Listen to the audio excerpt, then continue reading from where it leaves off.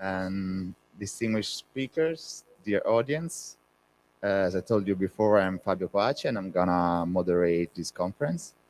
And I would like to start providing you an idea of what the conference is about with a brief description of the Korean and Italian school and student project, the KISS project. So the project started last year during the pandemic and involves the Galileo Galilei High School and the Jeohyeon High School of Goyang. This three-year project came out from an original and innovative idea of professors Alessia Colasanti and Monica Ferretti, who I would like to thank.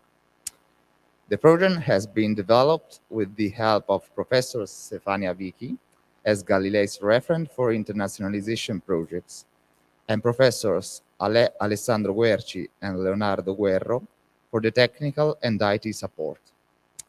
From the Korean side, Ms. Hee-yeon Park, the representative of the Foreign Languages Department of Jeohyeon High School, plays a crucial role for the realization of the project. All the activities realized by students and teachers during this first year are in the website, whose link is reported in the flyer of this event.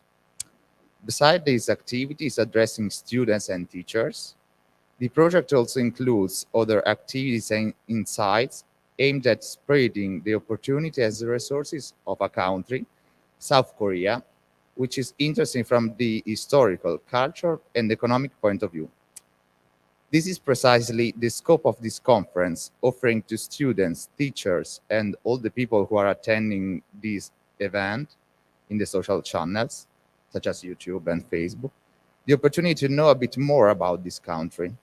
In addition, this knowledge may be helpful to overcome the prejudices towards something, in this case, a culture and a country like South Korea, that we know little about. Indeed, developing a cosmopolitan spirit is a fundamental skill in this always more globalized world. So I'm not gonna bother you much, just few words about the proceedings of this conference, so how it is structured. So the timing, each speaker is gonna have 10 minutes per talk. And I kindly ask our distinguished speakers to stick on the time slot, since we have many interesting talks. And the question and answer are allowed sending a message via YouTube or Facebook at the end of the conference.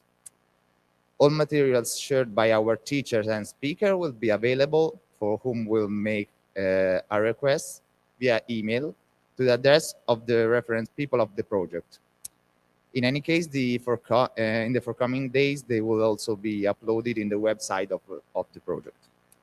And a brief summary about the structure of the conference. The conference includes three main sessions. The first one mainly institutional, with the greetings from the public political authorities. The second more informative, providing an economic, social, and cultural picture of South Korea. And the first more educational, with talks from teachers and professors. I would say that we cannot help starting with the greetings of the headmaster of Galileo Galilei School, Luigi Frati, who deeply believes in internationalization, considering it an essential pillar of the educational path. This is precisely the reason why he strongly supports and boosts international projects, intercultural projects, such as the KISS project. So I'm glad to leave the floor to the headmaster of Galileo Galilei School, Luigi Frati. Thank you. Good morning. My first greetings go to the Korean and Italian students who have been working on KISS project. Thank you, guys. Thank you very much. I'm very pleased to share this event with all the guests. First of all, I'd like to thank the Korean ambassador in Italy who sent us his greetings. Welcome to my Korean colleague, Mr. Yong-Wan Kim, and all his staff represented by Miss Hee-yeon Park.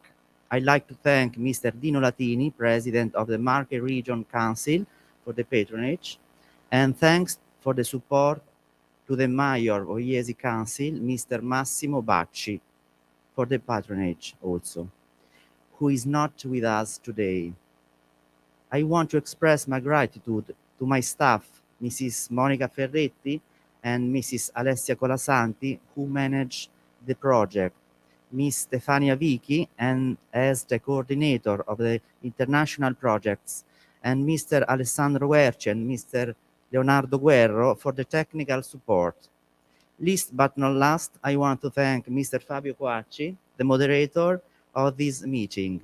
I'd like to underline the high standard of the speakers who have joined us today, and I wish everybody to enjoy the conference. Thank you, Luigi Frade. Thanks above all for the nice words toward the moderator and all the speakers. And now I would like to leave the floor to the other side of the coin, without whom the KISS project would not have been possible. So I'm glad to introduce you the headmaster of the Jeohyeon High School of Yongan City, Korea, Mr. Yonghwan Kim, always really attentive, available, and above all, of great support for the realization of the KISS project. The floor is yours.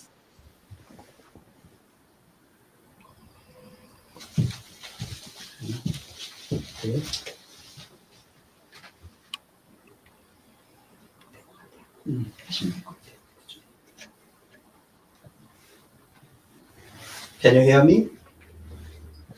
Yeah, really clear. Okay. Thank you. Buongiorno. Buongiorno. Molto piacere. Molto piacere. Good morning, everybody in Italy, and good afternoon, everyone in Korea. I'm very glad to meet you all. Thank you very much for your introduction to today's event, Headmaster. Thank you so much. Above all, I'd like to express my sincere gratitude to all the students, teachers, guest speakers, and staff members for their time and efforts. I'd also like to extend my deepest appreciation, especially to Ms. Michela Linda Magri, the Director of Italian Cultural Institute in Seoul, and to Mr. Massimo Bacci, the Mayor of the City of Jesse, for joining us now. Mr. Luigi Fradi and I were of the same opinion that the students needed to broaden their horizons in this constantly and swiftly changing world. And that's why he and I signed up the International Partnership Program last year. I hope this conference will give us a good opportunity to expand our views. And I also hope today's event will strengthen the relationships between two schools. Once again, thank you very much and enjoy the event. Grazie mille. Grazie mille. Thank you very much. Thank you, Mr. Kim. Yeah, I was thinking that that's really amazing, like how we can really build bridge between cultures, like with this event, and from the really, like with the really young people. So from the really starting of the educational project. So in the wake of the institutional greetings, we invited an important political figure of our region.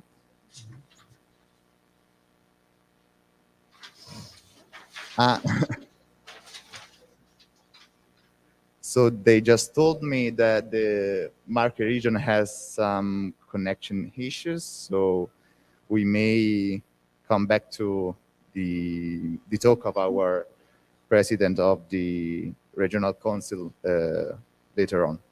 So we are gonna shift to the second session. So we are moving pretty fast, and hope you are still following us. So now we have another important speaker from actually a representative of our state in South Korea.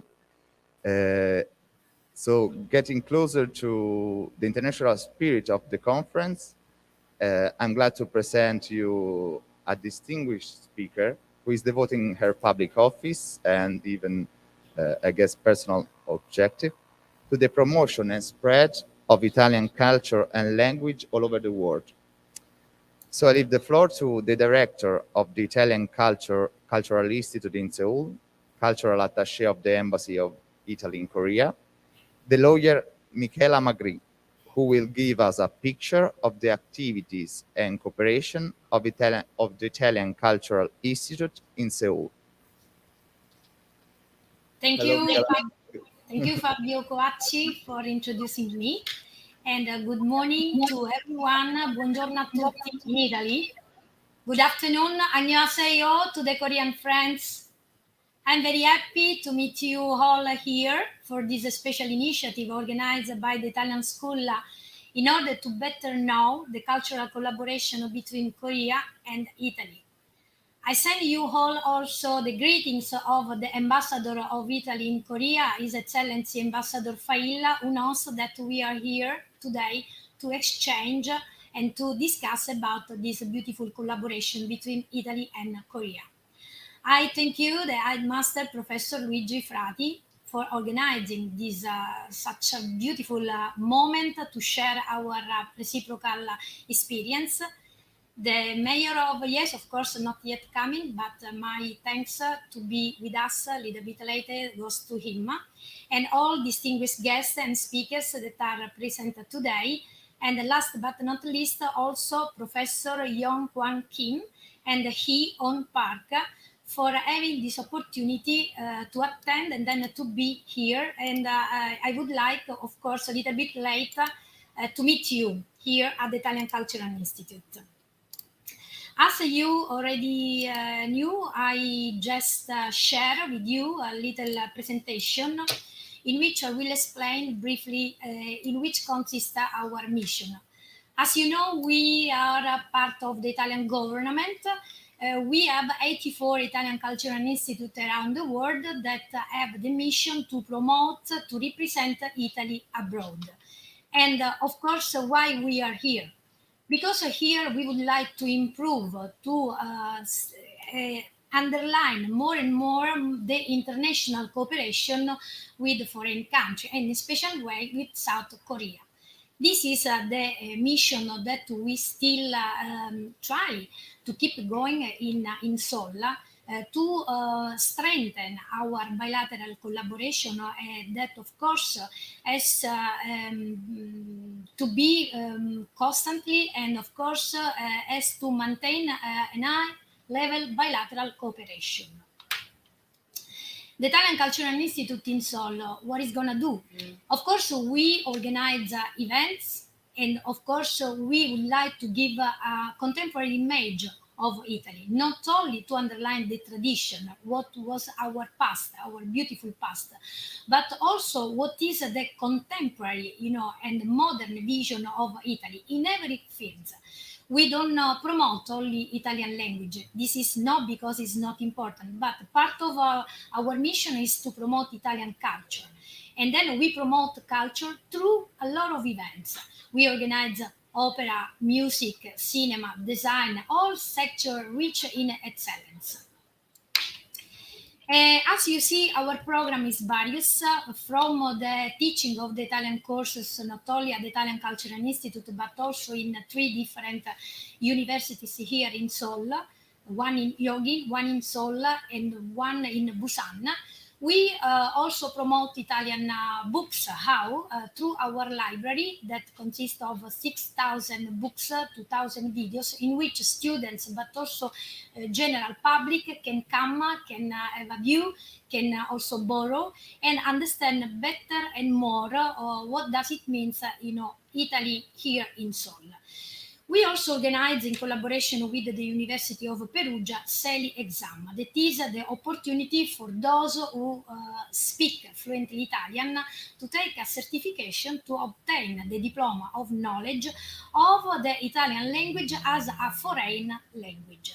But it's not only this the tool to improve Italian culture. We have also a special tool that is inside our bilateral program with the Korean government. That is Italian government offered by Italian government. Of course, every year we build a committee between Minister of Foreign Affairs in Seoul and some representative from the Italian government here, and choose the better students that can reach Italian higher education institutions like Politecnico of Milano or in Turin and so on. Then we have other possibility to strengthen the knowledge of the Italian culture through Korean culture here in Seoul, through award contributions for translation. And why people or Korean friends they have to study Italy or Italian language? Because maybe one day they want to follow their dream, get a job. So in this case, we link these people, these students, with a special association that we call Unitalia, that is the main organization who will assist and of course give information about the Italian education system and how they can get grants or possibility to work in Italy. During this year, we had the opportunity to organize a very big event with really worldwide architect Giulio Cappellini, very known in Seoul because it's linked with very famous architects and design from Seoul. They also already attended the Salone del Mobile and the Triennale of Milan recently in Milan. The Italian Cultural Institute, in collaboration with the Embassy of Italy in Seoul, try to attend also international events out of Seoul. And of course, an example was Gwangju Design Biennale that's still ongoing until October the end, and of course is a biennial event that we can organize together with the organizer in Seoul to show the best of Italian design and architecture. We still have ongoing until the end of this month Raffaello Opera Omnia in collaboration with RAICOM, a very huge event in which we had the opportunity to show to the Korean public 36 reproduction of the original artworks from Raffaello. Amazing event that unfortunately we are going to conclude this the end of October. We just had until last week Italian Roots, Italian Embassy and the Italian Cultural Institute, supported by UNESCO Korea, hosted this Italian exhibition talking about mountains and climate change, which is the reply from Italy to this important issue from Italy. This exhibition want to show our activity in this field. Then we just concluded last week the 21st edition of the Week of the Italian Language in the World. This year the theme was dedicated to the Sommo Poeta, Dante, and the Italian language, and we had a very important and fruitful collaboration with the universities in which we organize Italian courses, and in which of course the university in Seoul they teach Italian language, and also other Korean organizations that want to collaborate with us, and also artists that were inspired from Dante in order to make artistic work. That's amazing because it was very fruitful and very rich activities week in which we show the best of Italy here in Seoul. And last but not least, we have the day after tomorrow the opening of We Love Art, Vision and Creativity Made in Italy, that will show how art can meet the business. So 8 artists selected by the Minister of Foreign Affairs will show here their artistic work and of course talk about their special interpretation of the business of this important company. But as you see here, we put in the last page communication. Why? Because if we organize events but we don't show the best part of our activities here, it's like if we don't do any good job. So we will publish all things related from Italy in our website, in our Facebook, social, Instagram, and also YouTube. As you see in this, in the next post, we put together two kind of events from Korea and from Italy. Why? Because as a director of the Italian Cultural Institute in Seoul, my personal opinion is we have to talk about Italy, but in the meantime, we would like to know more about the culture from Korea. So that's why we put in the first pictures of Ferragosto, that is a holiday from Italy, 15 August, and Koreans Independent Day. In the second one, Portici of Bologna, the last site from UNESCO, and the last site from Korea. And last but not least, for people that like to eat so much gelato, that here we call bingsu. I think personally, that a positive relationship between the two countries has to be based on the knowledge of their respective cultures. We are very lucky because we work in the field of education and promotion. And as Leonardo da Vinci used to say, life well spent is long. So we have to believe in the culture and this relationship between Korea and Italy, since we do a very wonderful job. I thank you so much to all of you for organizing this seminar, and I want to thank also Korean friends saying 감사합니다. Grazie. Michela Magri, above all, for the clear and exhaustive picture of the activities of the Italian Cultural Institute in Seoul and the relevance of the spread of the Italian culture for the international and bilateral cooperation. We strongly hope that we will have soon the opportunity to enjoy the activities of the Italian Cultural Italy in Seoul directly, so coming there, and that's precisely the purpose, the scope of this project. So like the final step. And now we are moving officially to the second session of the conference. So I'm delighted to introduce the journalist Giulia Pompili, who recently published a book titled Sotto lo stesso cielo, Under the Same Sky, in which he describes the rise of Asian countries, excluding China. So like the focus uses to be always in China, but there are other relevant actors which are analyzed by Giulia Pompili in this book. And she also writes for the important journal Il Foglio, where she is in charge of a newsletter called Katane, focusing on Asian issues. So I leave the floor to Giulia Pompili. Thank you. Thank you very much for this invitation. I'm very happy to be here and to talk with young people. Can you hear me? No.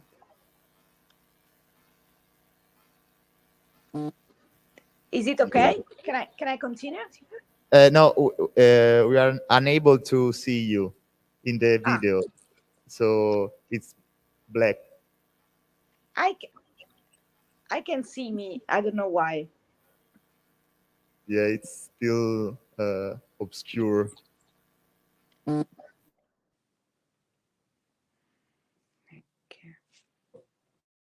From the backstage, they are advising me to suggest you to refresh the page so that something may get better. Thanks. Yeah. What about now? Yeah. Thank you.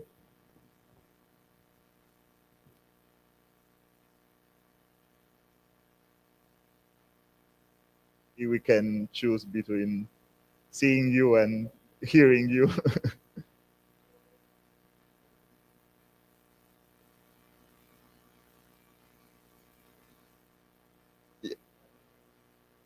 Yeah.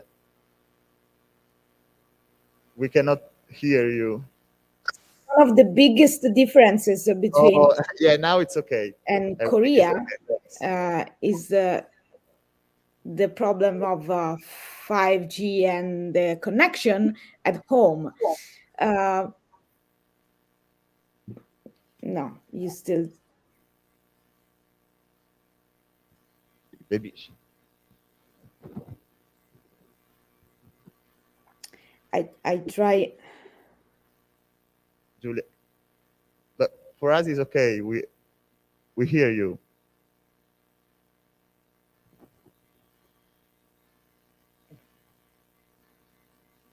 She's not really convinced about it.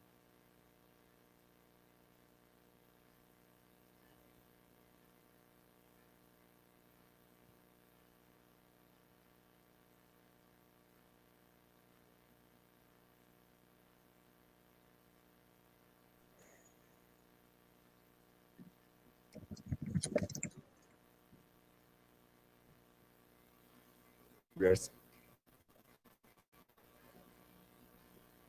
So we'll come back to Julia later on. We are sorry for the connection problem, but you know, it happens. So well, we advise Julia to stay tuned with us, and then we will come back to her. So we are moving to the next speaker, which is actually really in the international spirit of the conference, since she's from Korea. So it is time for a noteworthy Korean speaker.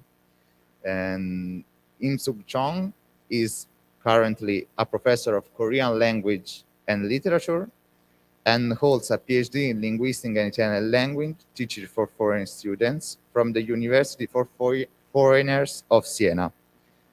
Her talk will focus on the potential of studying Korean today and in our current world. So, Im Suk Chong, we are delighted to have you here, and the floor is yours. Thank you, Fabio. Can you hear me?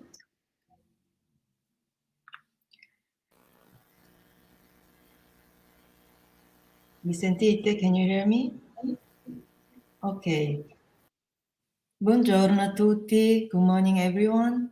I'm Im Suk Jung, professor of Korean language and literature of University for Foreigners of Siena. So nice to meet you.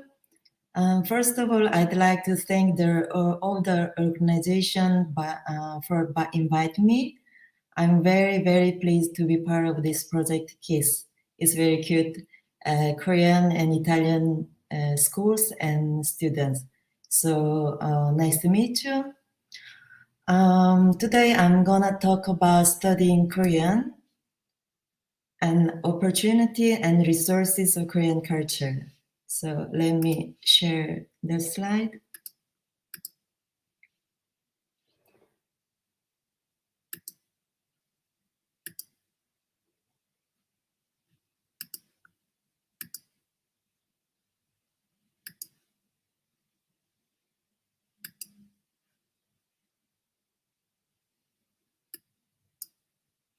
Can you see my slide?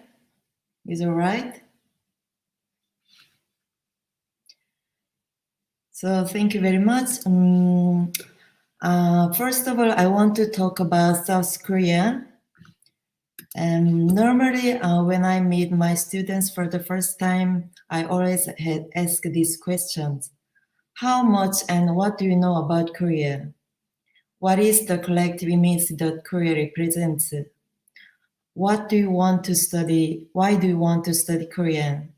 Why are you interested to South Korea?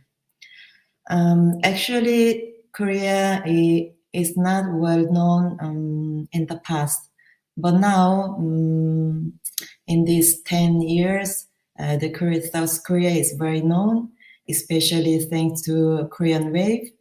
So in these days, we can assist an increase and growth in terms of the number of non-native speakers. And we have the concrete collective knowledge and awareness of Korea. Let me show you a round of images that represent Korea. Do you know Taegukgi? Taegukgi is the Korean national flag, and hanbok is Korean traditional dress. And Taekwondo is very famous sports practiced in the world and adopted in Olympic Games. And we have Seoul, the capital of South Korea. And I can show you the hibiscus is the flower symbol of South Korea. And Hanok is the Korean traditional houses.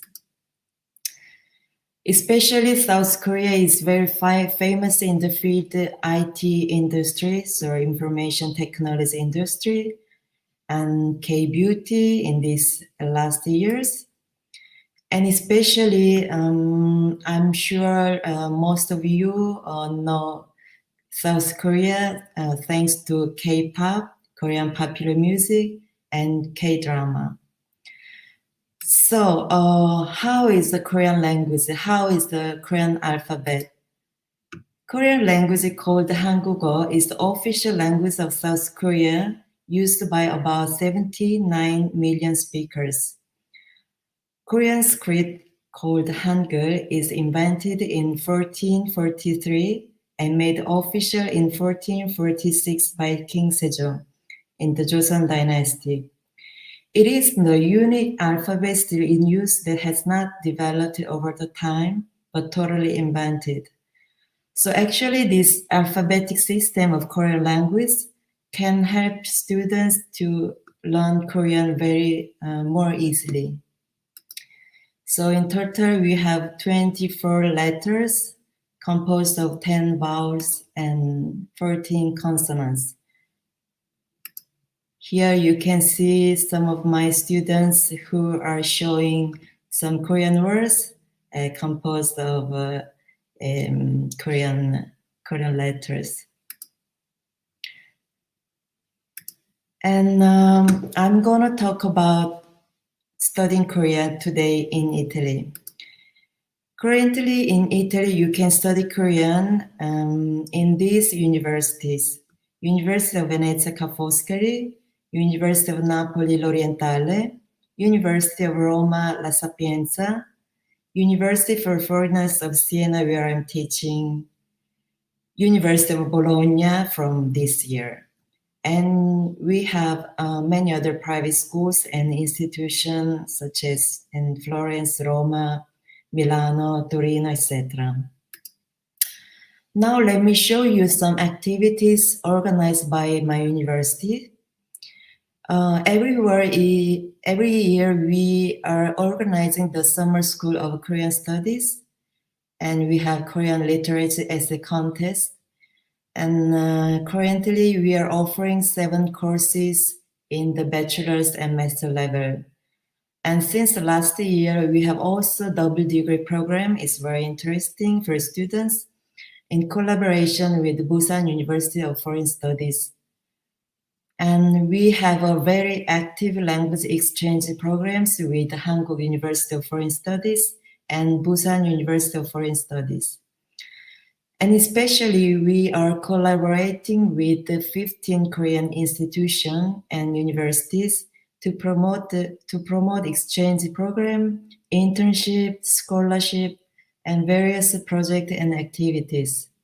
And it's very important. And here, University for Foreigners of Siena is one of the 2 Italian universities where you can take the exam topic, test of proficiency in Korean language. And every year we are organizing also Korean Culture Day. So next Korean Culture Day will be here on 19th of November. There are our partnership, Korean partnership. Now let me talk about studying Korean, especially resources of Korean culture.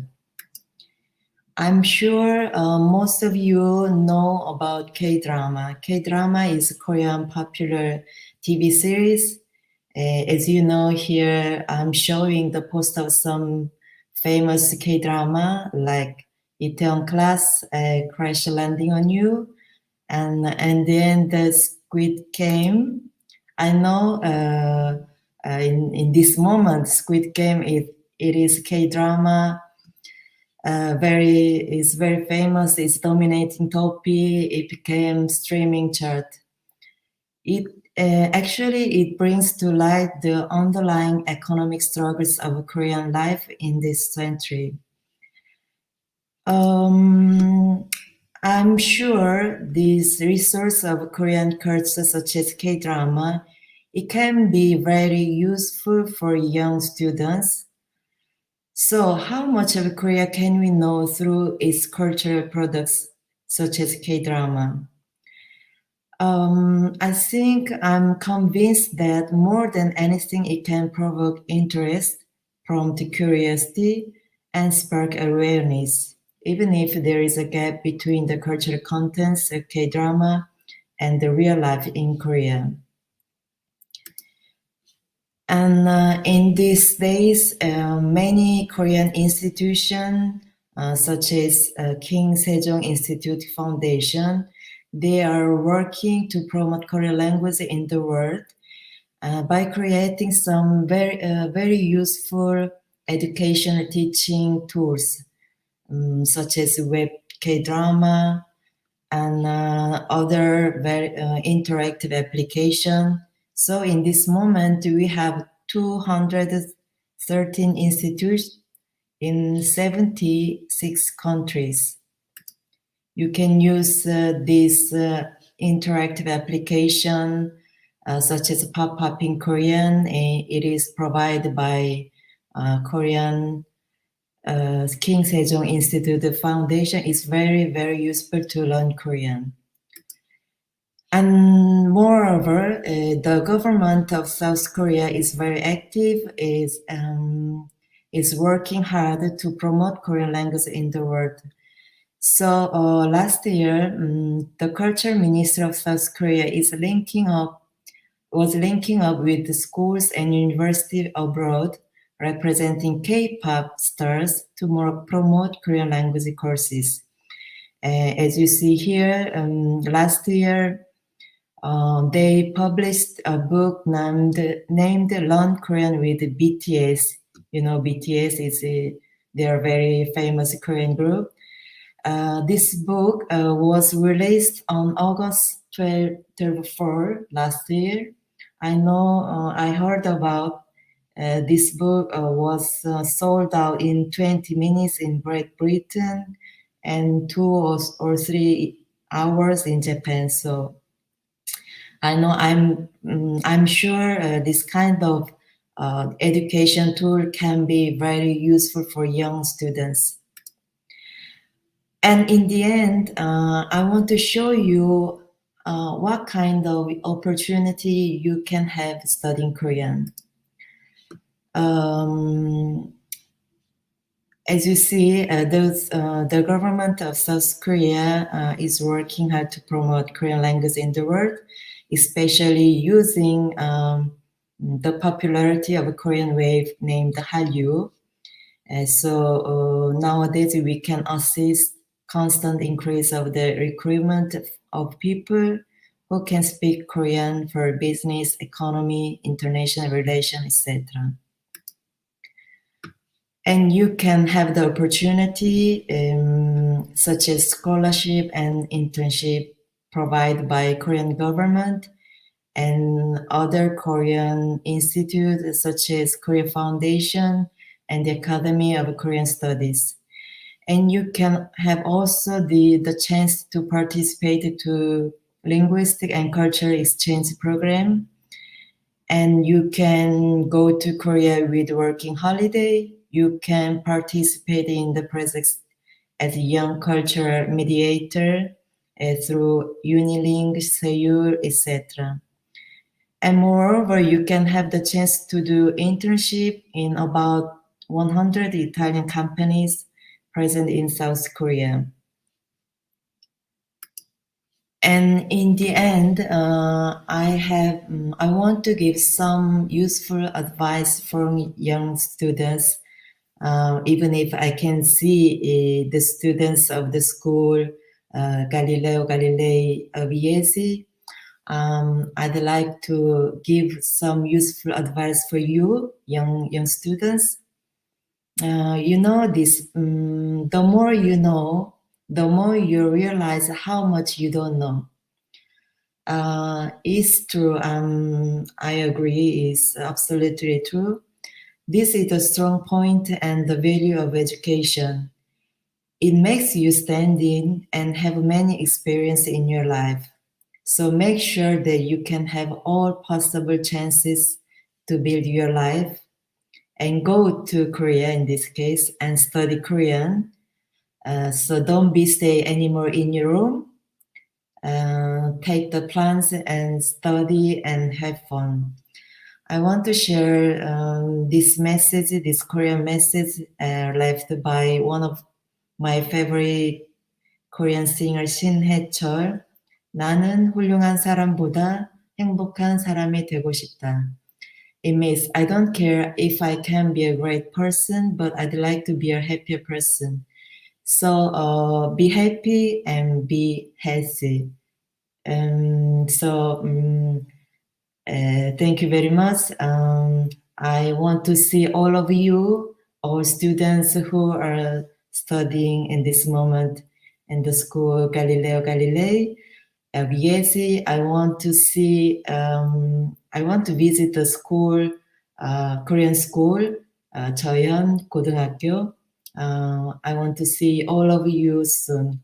Thank you very much. Thank you very much for inviting me. I'm very happy to be part of this project. Thank you. Thank you very much. 감사합니다.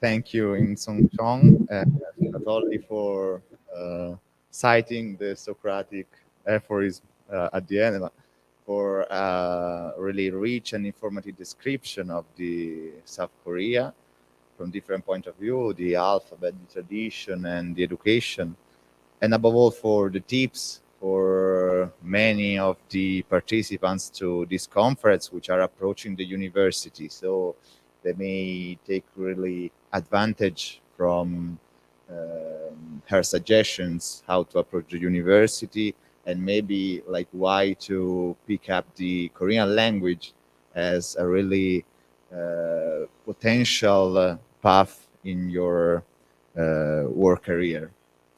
So now we are trying to catch again the Giulia Pompili, if we are able this time to. I think so. I'm outside. It's a bit cold, but So Giulia went outside to. yes, to get the Into connection connection. better. Thank you. I'm sorry. I'm sorry for the wasted time, but I will be very briefly short. I'm quite Sorry, Giulia. happy. Sorry for interrupting you. Can you hear me? Yes, perfectly. Let's let you know that we hear you, but we don't see you, but we are fine with that. So Okay. I mean, it's for us. What's important is to listen to your talk, but we would have liked to see you, but if not possible, like it's quite okay. impossible today. I don't know why, but I always use this platform, but So I don't know why. We can hear you clearly, and we are okay with that. So okay, thank perfect. you. So thank you very much. I really love to talk with the young people and students, like the one of both high schools. My job is to write about East Asian affairs in a national newspaper. So what it means that you need to know a lot about these countries, but you have also to try to introduce to the Italian public why it's quite interesting for them to know this political situation, for example, and the social situation, because before and after the situation in the in East Asia will affect your everyday life, and that's what periodically happened. If you think about the pandemic, who stopped every single transportation in the world, and you realize that a lot of the stuff you buy, from the PlayStation to the I don't know, to the television, is made by East Asian countries. But anyway, in the recent years, we focused a lot on China. The mainland China, with the capital Beijing, is one of our best partner in the EU, in the European Union. But still, in recent years, we realized, not only for the politics, but also thanks to the journalists who went there and tried to have some reporting about that in Europe, we realized that we have some troubles with China, and the political system is not exactly the same of us, and the boundaries to do business there, it's difficult, and also the culture is difficult to understand. So I wrote this book, Sotto lo stesso cielo, under the same sky, to let people understand that there are democracies, other countries that are more and more similar to us, and where we can catch more opportunities. In the book, I wrote about Japan, South Korea, and Taiwan. Taiwan is not properly a country, not recognized, but it's the definition, official definition is a de facto country. 3 democracies and 3 countries that get us a lot of opportunities.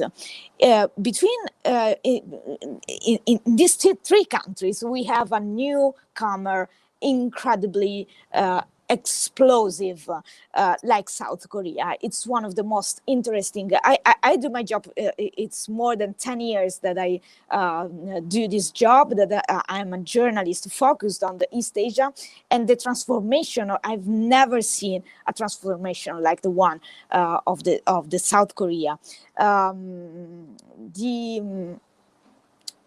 The past of the South Korea, we don't know. We don't study anything about South Korea. We don't.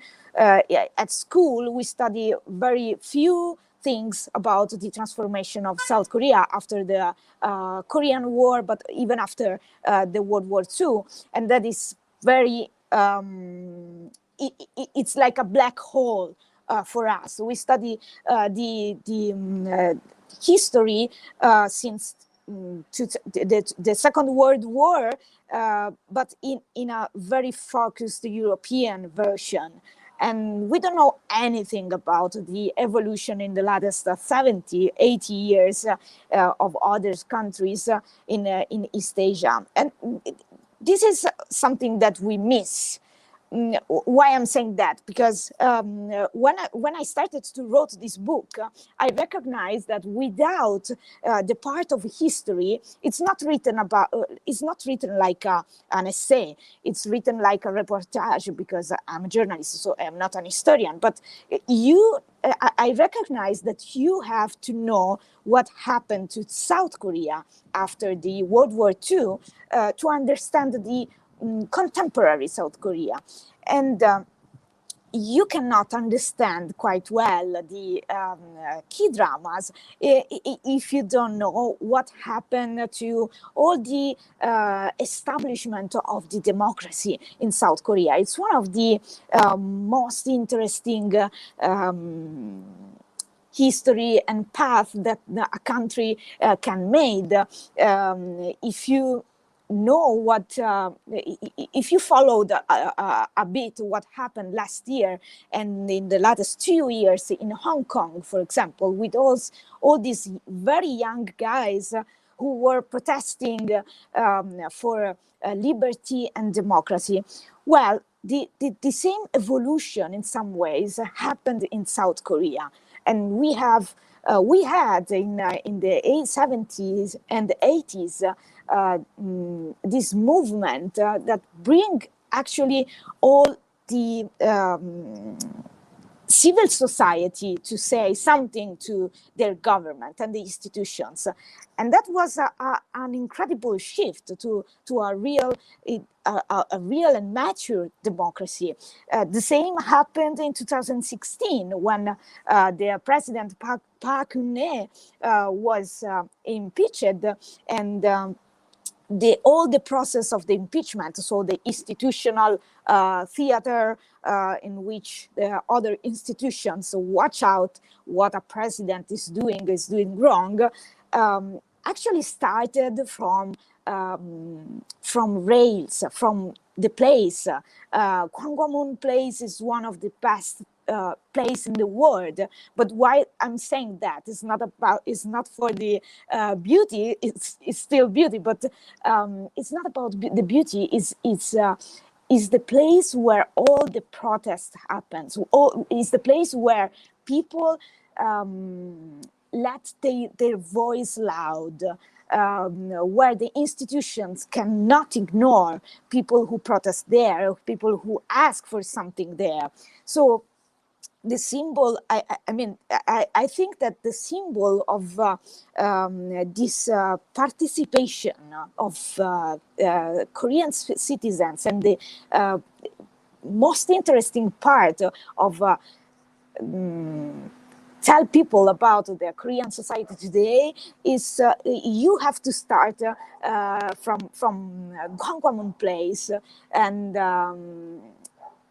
trying to understand why people there are some people are angry with the U.S. embassy, for example, but at the same time other people trying to say to South Korea that they don't want too much friendship with China, and the relations with Japan, for example. It's very complicated, but still, as the title of the of the book say, these countries are under the same sky. So that means that they cannot live without each other, and we have to understand all this global situation. Also because we are still talking about the Asian century. That is not the Chinese century, and we will see that in the next 10 years. It will not be the Chinese century, but it will be the Asian century. That means that South Korea will play a more important role in the global economy, and when we see the success of Squid Games, that is just one key drama, but Netflix has tons of key dramas nowadays. 10 years ago was not like that. To find a key drama, you had to download it from special platforms. And now Netflix lets you know everything new in South Korea. But also the music is the most powerful soft power that I ever seen, and that is a transformation in the soft power, and South Korea is becoming the most powerful country. I give you an example. The BTS are ambassadors for UNICEF and for the UN, the United Nations, and they raise the biggest part of the donations are from BTS fans. So the UN has never had bigger donors like the fans and the BTS. So the movement that they have, it's quite positive. It's not like angry and boycotts like we used to watch in other circumstances. The South Korean soft power is about promoting the good values, and that is why we have to watch more and more what is happening in that area and in the democracies of the Asian countries. That is why I'm very happy there is a cooperation between two high schools in Italy and in South Korea, because I think we have to promote more the understanding between the two countries, not only for the journalists and the elite part, but also for the younger generation. Thank you very much, and I'm so sorry for the connection problems. And that is why. Thank you, Julia. And actually,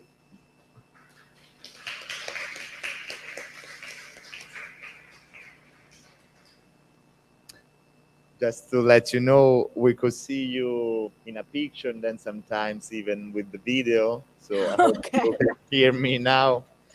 But just a few words about this, just to recall this really interesting talk.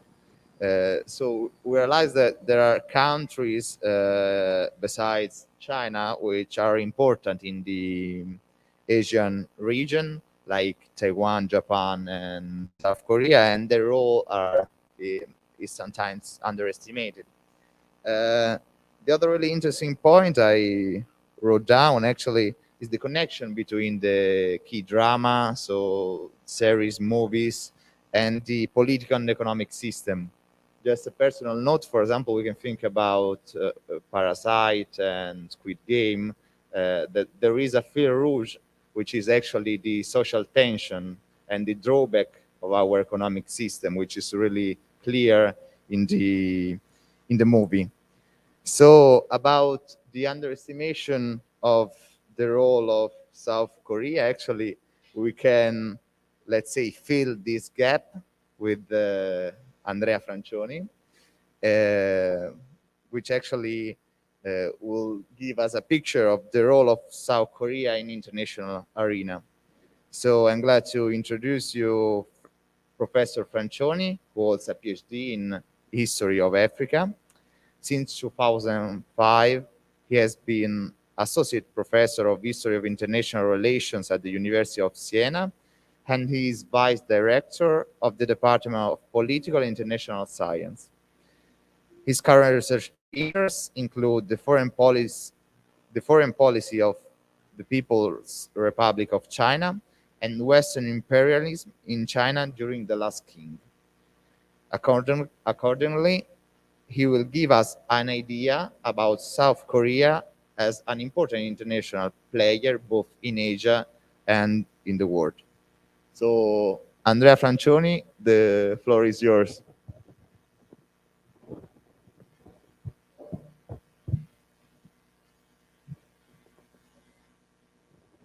So, sorry, Professor Francioni, we cannot hear you. I don't know if you can. Now, yeah, I had thanks. to unmute my microphone. Okay. So thank you. It's my great pleasure to meet you all and take part in this most welcome initiative. And first of all, let me thank the organization and the KISS project for inviting my department to join this event.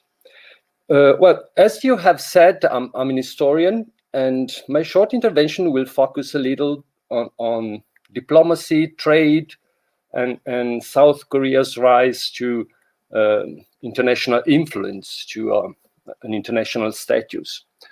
Well, the story of Northeast Asia, from the end of the Pacific War to the beginning of the 21st century, is the well-known story of nations experiencing rapid economic growth, dramatic increases in domestic prosperity, and I would say for South Korea and Taiwan, successful transitions into consolidated democracies. But what is less well known is exactly how one of these nations, these countries, that is to say South Korea, managed to, I would say, to remake its place in the world from poverty-stricken and isolated nation. Just consider that South Korea joined the UN, the United Nations, only in 1991, at the end of the Cold War. So my point is to understand how South Korea succeeded in becoming a truly influential international actor, leading on such important global problems as sustainable and balanced economic development and more effective official development assistance policies. Well, after the armistice in the Korean War in 1953, the Republic of Korea entered the Cold War as a poor, divided, and I would say diplomatically isolated country. And in the 1950s, South Korea was utterly dependent on the United States for its security needs, economic aid, and diplomatic support. But several decades later, South Korea faced the new century, the 21st century, as a very different country. It not only experienced rapid economic growth, rapid economic development, leading South Korea to become the 11th largest economy in the world that exported high-level, high-quality finished goods and huge capitals. But it also evolved into one of the world's most diplomatically connected and important international actors with missions in over 180 nations. And how this previously poor and dependent nation removed itself from the poverty and international isolation, and ultimately to play a significant role in the world as an influential diplomatic player is it's an interesting issue to explore. Well, we all know that pretty much. We all know pretty much about the diplomatic histories of China and Japan. But we cannot say the same about the diplomatic history of Korea. And not only has the history of Korean diplomacy been largely ignored, but also the lack of scholarly attention has led to, I would say, to a distortion of Korea's place in Asian international relations. And perhaps the most important reason for this lack of attention is Korea's unique geography, being situated between two large and powerful neighbors, China and Japan, of course, and how relations between Korea and each of these two countries affected the ability of Korea's leaders to maintain its independence and protect its cultural uniqueness. Well, just to give you an overview of Korean international relations, we can say that Korea enjoyed relative independence from the mid-17th century when it became part of the Chinese tribute system. And this system guaranteed Korea's territorial integrity and relative independence. But in the late 19th century, owing to imperialist challenges against China, this Korean independence was badly threatened. And with the increasing subjugation of China and with Japanese leaders reforming their country into a modern nation, Japan increasingly filled the power vacuum left by deteriorating China in Asia. And these meant more encroachments on Korea. And these encroachments reached a high point, as we all know, in 1910, when South Korea was absorbed by Japan's expanding colonial empire, and where Korea would remain until Japan's defeat in the Pacific War. And then the establishment of the Republic of Korea happened in 1948, and then the Korean War happened in 1950, and then the armistice in the Korean War happened in 1953. But this armistice, as we know, did not lead to a reunification of the country, and as a result, Korea was forced to enter the Cold War as a sovereign state but divided nation. Well, I would say that even if Korea was a divided nation, I would say it was a poor nation in the mid-1950s, with little diplomatic flexibility because of American influence over South Korea. I would say that over the next several decades, South Korea's place in the world changed. And specifically, South Korea leaders increased the number of nations which had formal diplomatic relations with Seoul. And this happened both in the period prior to its democratic transition, that is to say, in 1987, and in the period after this transition. Just consider that prior to the transition, South Korea had established diplomatic relations with more than 120 countries. And my point, and the interesting thing to note, is that this international rise of South Korea to an international standing took place when South Korea was still a poor country. At the end of the decade of the 60s, the 1960s, South Korea per capita GDP was still below that of such countries as Colombia and just a few dollars ahead of Bolivia, for example. And even when Park Chung-hee was assassinated in 1979, South Korea's per capita GDP was still lower than that of Ecuador.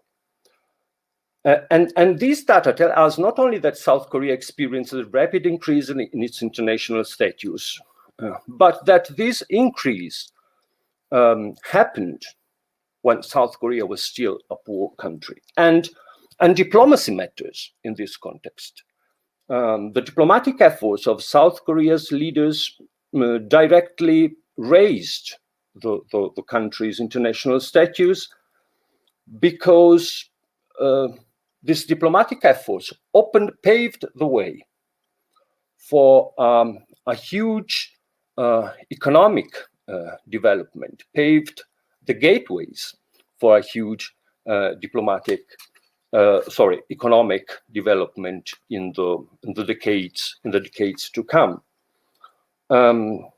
Well, it is understandable that South Korea's economic transformation has been given so much attention. The truth is that South Korea's rapid economic development is an incredibly important problem that has deserved the attention it received. But it's also true that South Korean prosperity is an essential component of certain aspects of the country's rise to its current position in international relations. And, well, what all the explanations about South Korean economic miracle do not tell us is how this strategy could have been successfully implemented if South Korea remained as diplomatically isolated as it was when the armistice in the Korean War was first promulgated. And obviously, policies that promote selected companies so that they can become internationally competitive exporters is an essential part of an export-led development strategy. This policy effort alone will not necessarily lead to an expansion of exports unless there is an available set of nations that will import the goods that a country produces. and consequently, while the domestic policies of the Korean leaders in the 1960s, 1970s, 1980s would provide incentives for South Korean producers to think in terms of international markets, the options in terms of the number of countries that would accept South Korea export were quite limited. Thus, to implement an export-led economy, that is to say, an export-oriented economy, and an export-oriented economic development strategy, South Korean leaders would need to remove their country from the international isolation that defined its international relations in the aftermath of the Korean War. Just to conclude, the extensive network of today's diplomatic relations, composed of many different nations, 180 nations, had established diplomatic relations with Korea nowadays.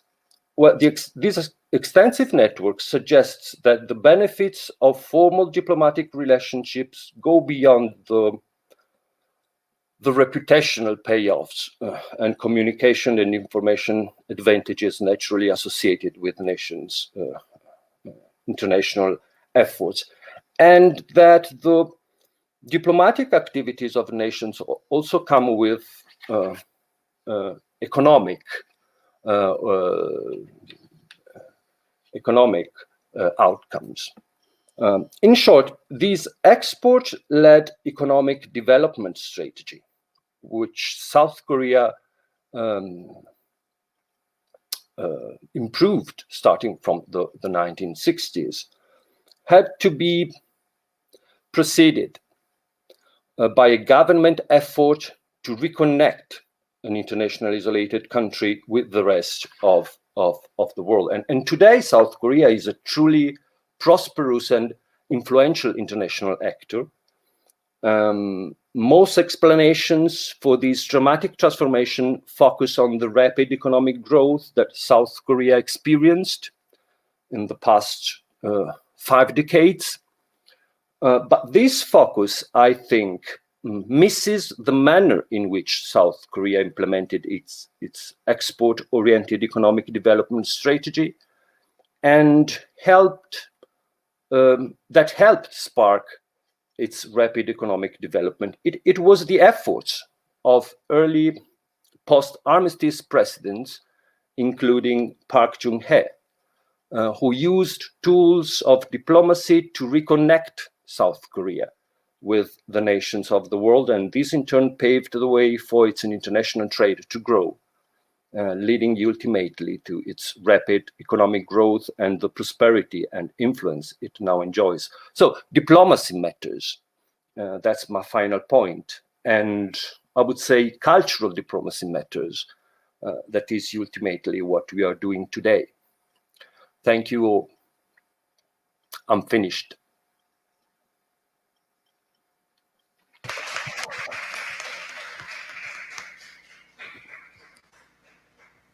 Thank you, Professor Francioni, for your worthy contribution. Actually, I was really keen on listening to your talk, since my field of research is international relations. So I was really interested in listening to a geopolitical understanding of the role of South Korea. And I'm really glad how you managed to explain us how South Korea managed to become a truly influential actor in the international arena, from being one of the most the poorest and the most isolated countries in the world. And it was really interesting also and well explained interconnection between the cultural diplomacy and the economic growth, bringing South Korea to become one of the greatest exporter and relevant diplomatic player in the world. And actually, the economic growth and the exporting attitude of South Korea leads us to the next talk, since it's from person from the business field. So to compose an exhaustive mosaic of the current picture of South Korea, the next two talks will address Korean business and economics. The forthcoming speaker, Carlo Boschi, holds a master's degree in economics at the University of Macerata, so he is a colleague of mine. He works for Locioni's group, and in the beginning of 2021, he started to collaborate on the creation of the Korean office of Locioni, bravely accepting the challenge of moving to South Korea to work on this project. Since I don't want to steal too much time and spoil his interesting story, I'll leave the floor to Carlo to speak about his adventure and the impact of a local company, local Italian company, on Korean market and culture. So, Carlo, the floor is yours. Thank you very much. Can you hear me? Can you see me? Everything is fine?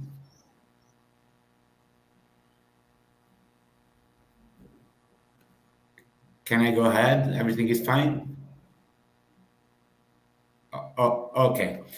First, thank you very much for the opportunity to attend this meeting and for the effort to set up a project like this with focus on exchange and young people, because both exchange and young people are important for society in this age, and also for company, because if something is important for society, maybe it's important also for company. As you can see, and you already know, my name is Carlo Boschi. I was born in Montemarciano, really small village, but not far from Iesi, and so not far from IIS Galileo Galilei. I'm 29 years old, and I study at University at Macerata, Business Administration, and I work in Locioni since 4 years. Now I want to show you, to share my screen, to show you the presentation about Locioni company. So,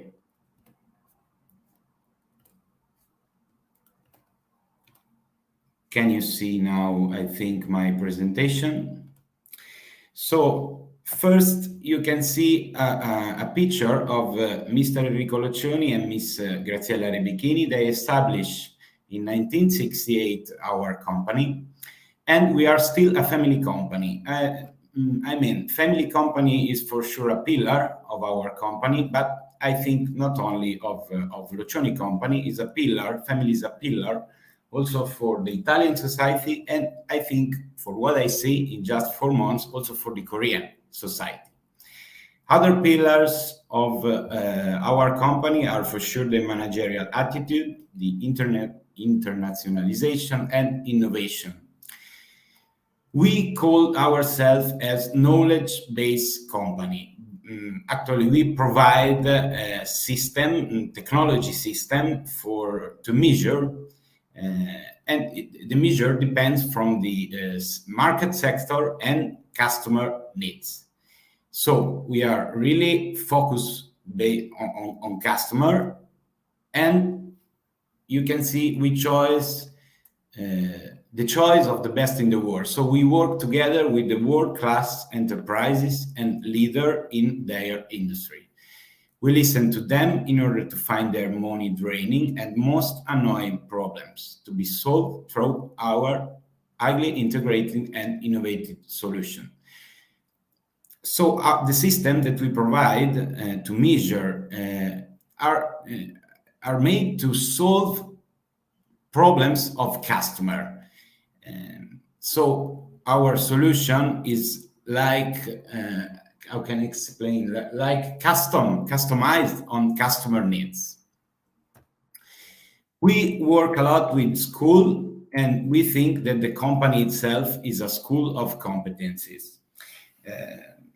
I want to give you just some information, because we have different projects according to the age of the students, from the primary school to the university. You can see the orange t-shirts in the picture. They are children of our collaborators that during the summer can enjoy our company to see where their parents work and how their parents work. But for sure, we have also more, let me say, professional project with the high school and university as well. Just for sample, in the last 5 years, we cooperate with more than 20 schools in our region, in the Marca region, and with the IIS Galileo Galilei. For what I know, the average of the last 5 years is about 2 or 3 students per year. Now, as I told you, I have a business administration graduate, so just let me give you some figures. So our annual turnover is 120 million euro in the last year with 450 collaborators. The average age is 34 and 50% of our collaborators as university graduates. So we have, like for international offices, 8 international branch. I can show you with the map. For sure, you can see in red from east to west: Japan, Korea, China, India, Nordics. Actually, Sweden, Stockholm is the place where the office is located, and Deutschland. Sorry, Carlo, for interrupting you. Just Yeah. to let you know that the presentation is stuck in the first slide. Yeah, thank you. Oh, I'm sorry very much. So you have not seen anything about the slide, right? You're presenting, so it's fine. Don't worry.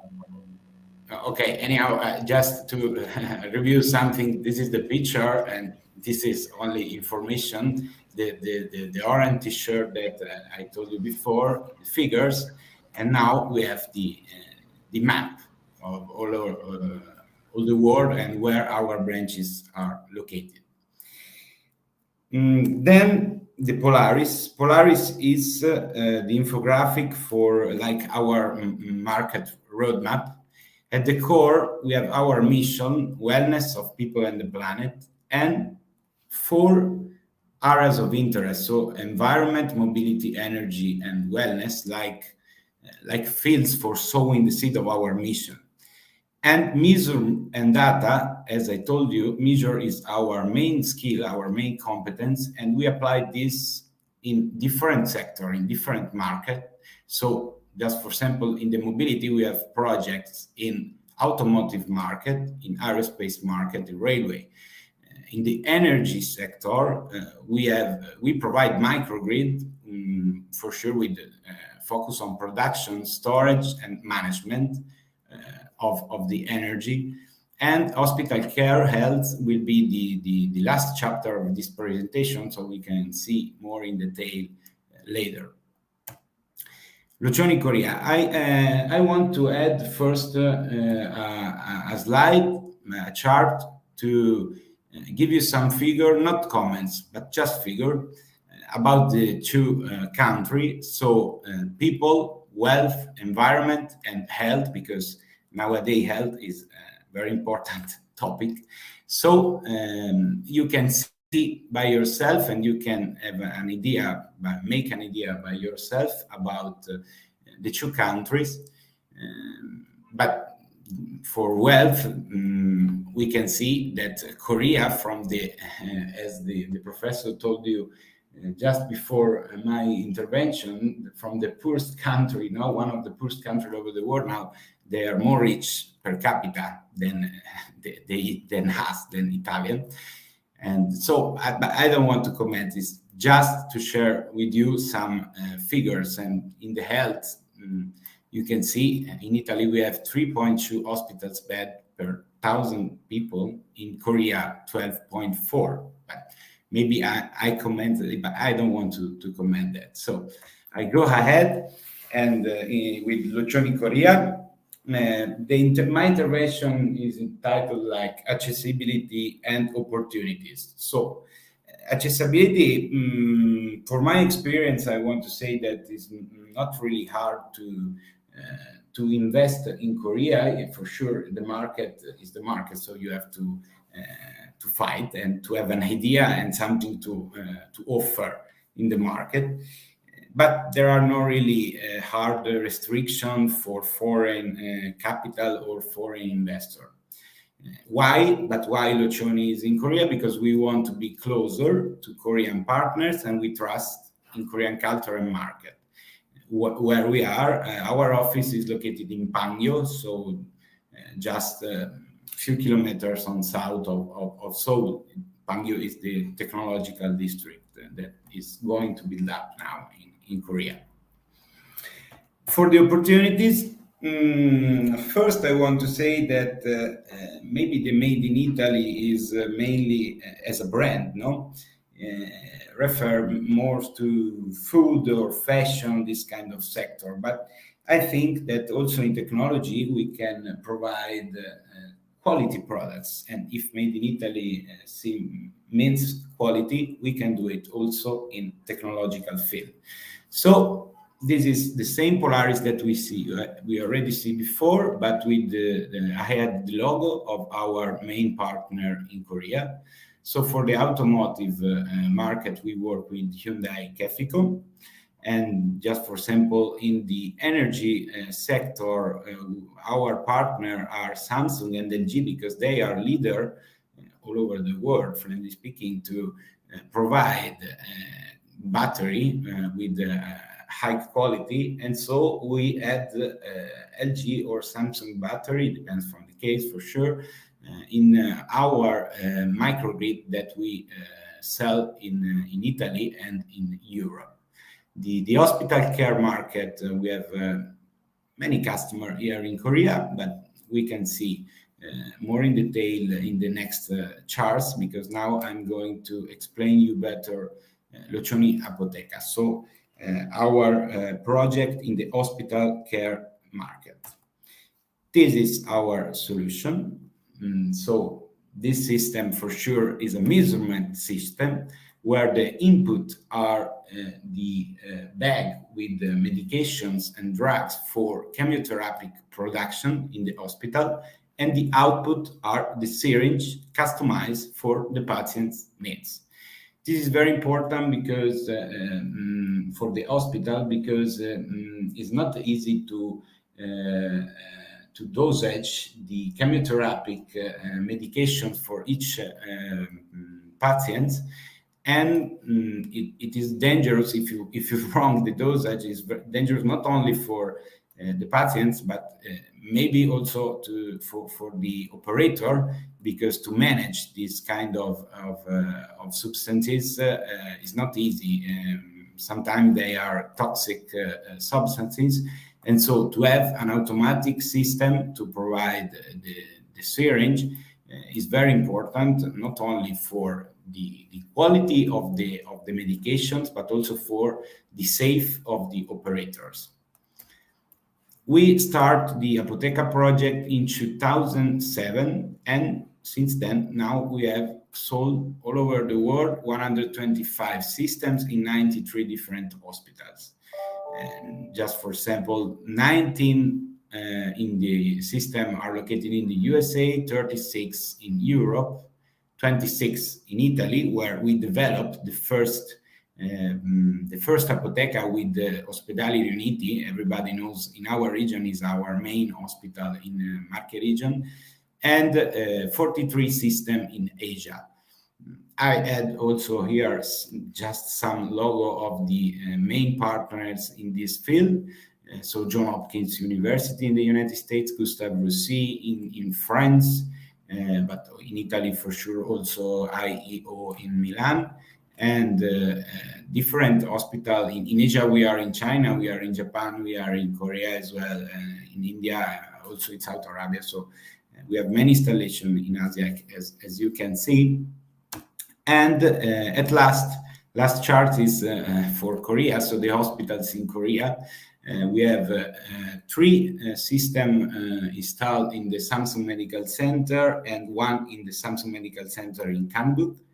and 2 in Seoul National University Hospital. But you can see by yourself, you can read by yourself how many we have. But I want just to give you the focus that in the last year, when we opened the branch also here in Korea, we sold 6 systems just in 2021. So maybe it's not easy to invest in a foreign country, but if you do in the right manner and if you have a good products, not only, as I told you, in other sector, mainly known about the Italian quality, but also in technology, you can have success for sure also in Korea. To conclude, of course, you have here my contact, so you can write me if you have any questions. But I want just to give a suggestion for the student, because I'm still young. So they and you are the main actors of the project, like that. So don't be shy or scared, because there is nothing to be scared on opportunity like this.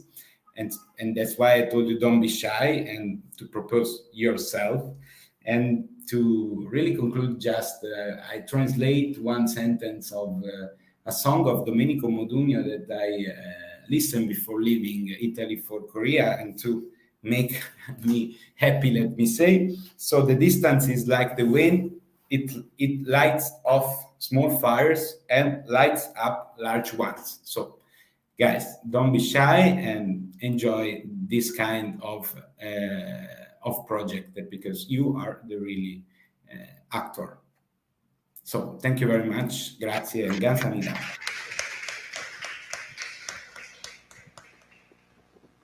Thank you, Carlo. And before forgetting, just to let you know, we got already a question from the social network. So at the end of all the talks, if you can stay with us.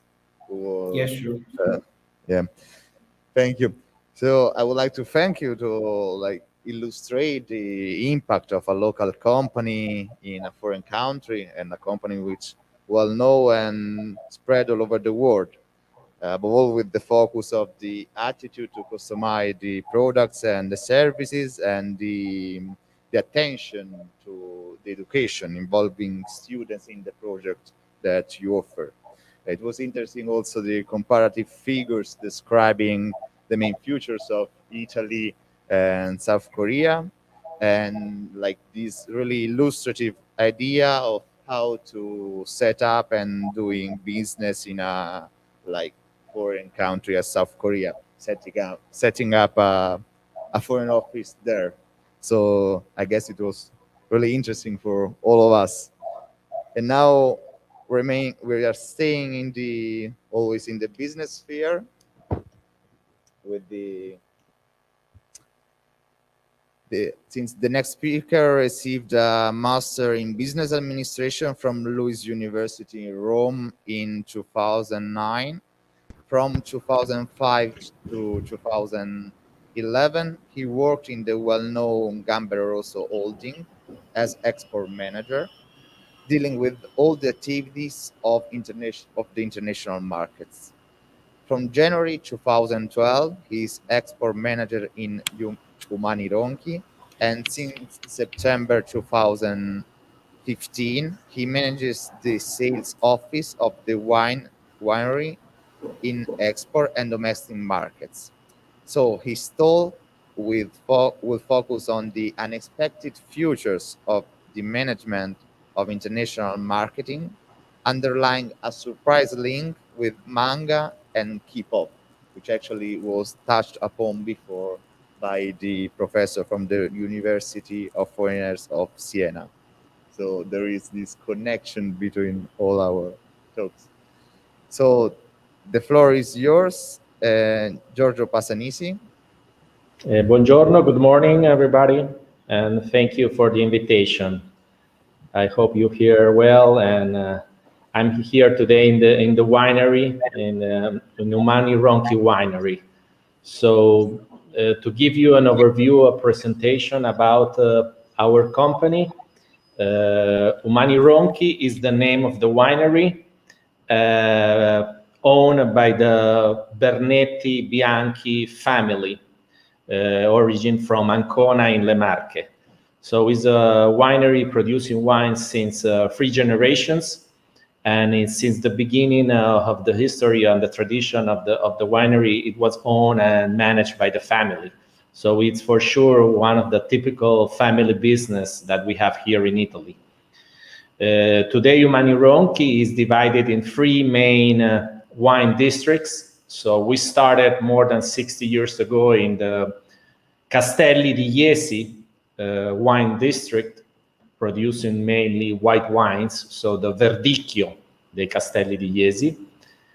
And a few years later, we expanded our production and cultivation of vineyards also close to the sea, so the main town in Le Marche, that is Ancona. So in the Conero, Rosso Conero appellation, so wines mainly produced with Montepulciano grapes. And since 2001, we also crossed the border of our region and we started to cultivate grapes in Abruzzo, so south of our region, where we own a property of Montepulciano and Pecorino vineyards.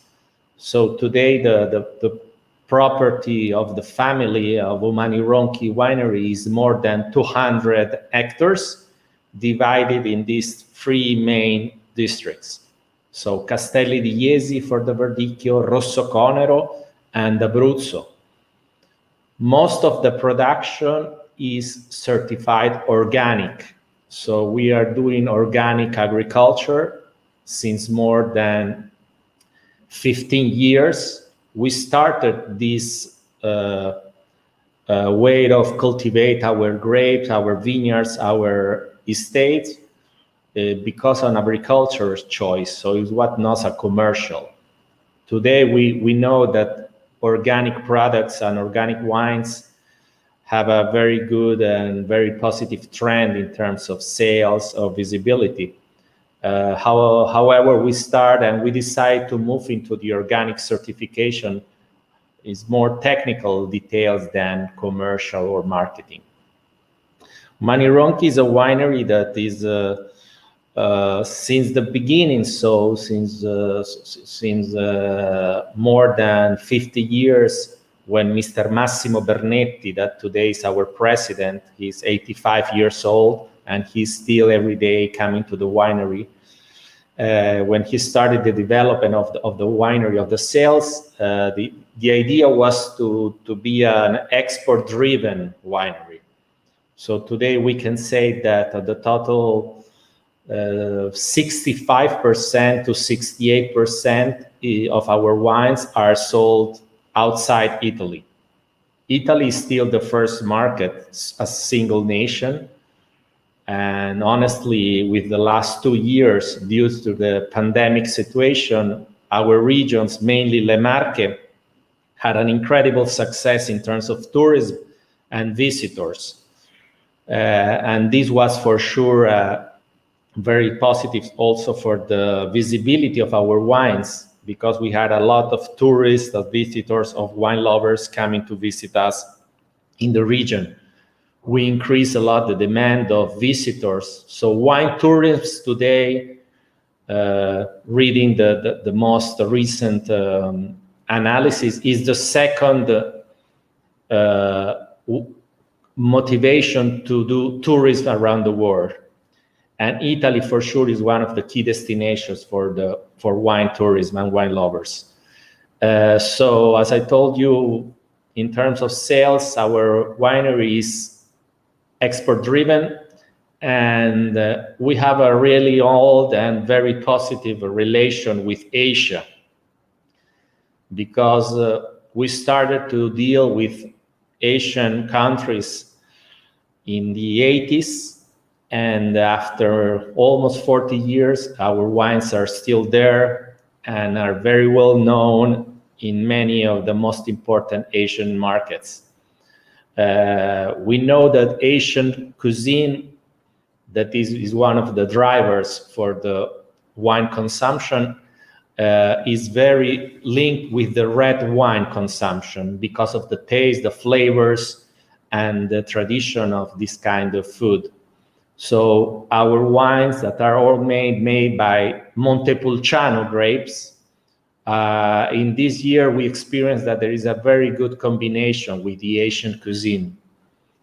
So we are able to deliver different styles of wines to match with the different traditional cuisines that we have in Asia, from the spicy cuisine to the more traditional or more mild style of food. In Asia, we have traveled around and we have traveled a lot to promote our wines. And this made that we had a very good distribution of our wines all over Asia. So you know that in Asia that there are different ways to communicate, and one of that was for sure what we experienced, and for us was quite a surprise, because we realized that a couple of our wines, very famous wines, one Verdicchio and one Montepulciano, were selected to be put on one of the specific chapter of the famous manga, The Drop of God. So we were very surprised about that. But the reason why, because the writers of this manga recognized that the Umani-Ronki wines were well distributed around Asia. So it was also easy to explain to the readers of the manga, of the book, how to find that wines all over Asia. But another incredible success that we experienced, and this was very recent, it was about 2-3 years ago, is we have a specific wine that we are export mainly to Asian people, to Asian countries, and to Northern Europe. That is a blend of Sangiovese, that is for sure one of the most important grapes of Italy, and Merlot, so it's a very international grape. So we are producing the wine since more than 10 years. It's a blend of 65% Sangiovese and 35% Merlot. And it's called Vigor. So it's a red wine with a black label, with a sword, una spada. So a few years ago on Instagram, on all the main social medias, the leader of the BTS pop group, he opened a Vigor bottle and he poured in a glass. It was not really clear, the label of that, so it was like a little bit hidden.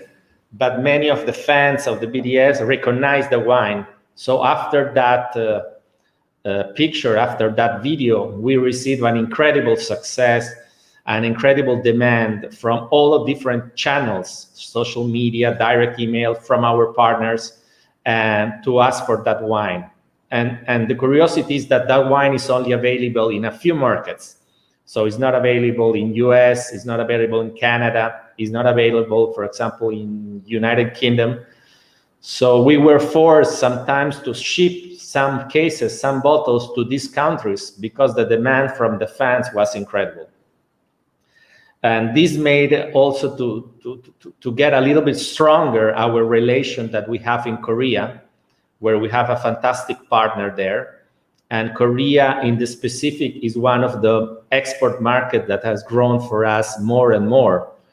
So today, the Korean market, according also to the last numbers and figures of the specific trade journals and newspapers, in 2020 has increased about 30% the export of wines coming from Italy to Korea. So Italian wines are growing, the distribution in Korea. And so there is an increased demand of Italian wines from Korean partners.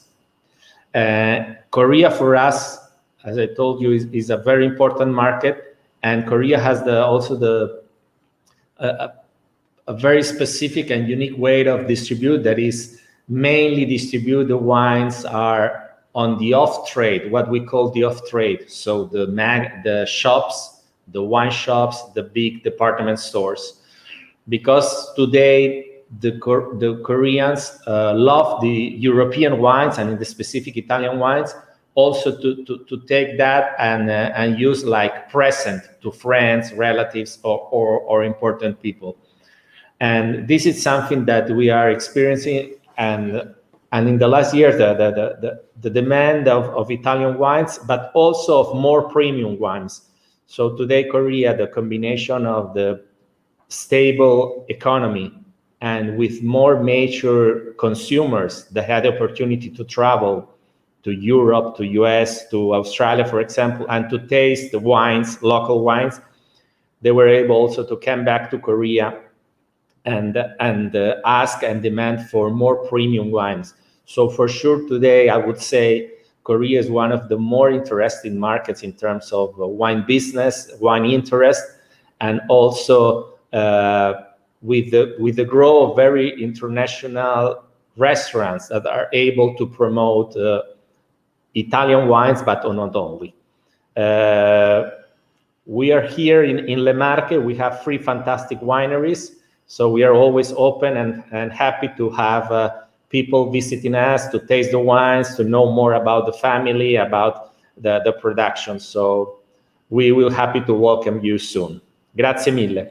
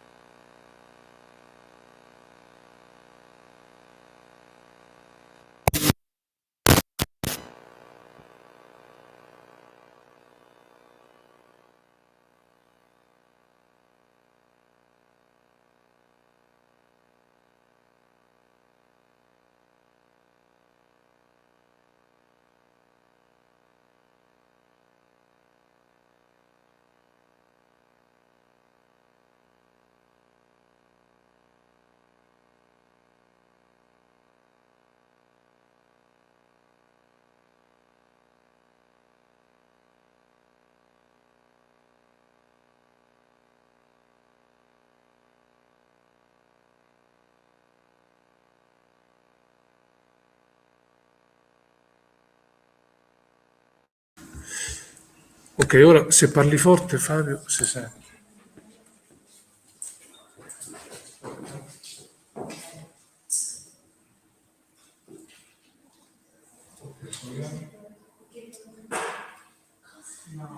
Sorry for the technical issues, but we took it as a break between the second session and the third one.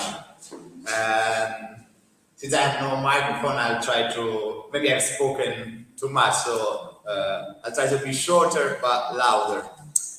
So I was telling about the potential and the spread of the organic wine all over the world, and the relevance of the export for the business of Umani Ronchi.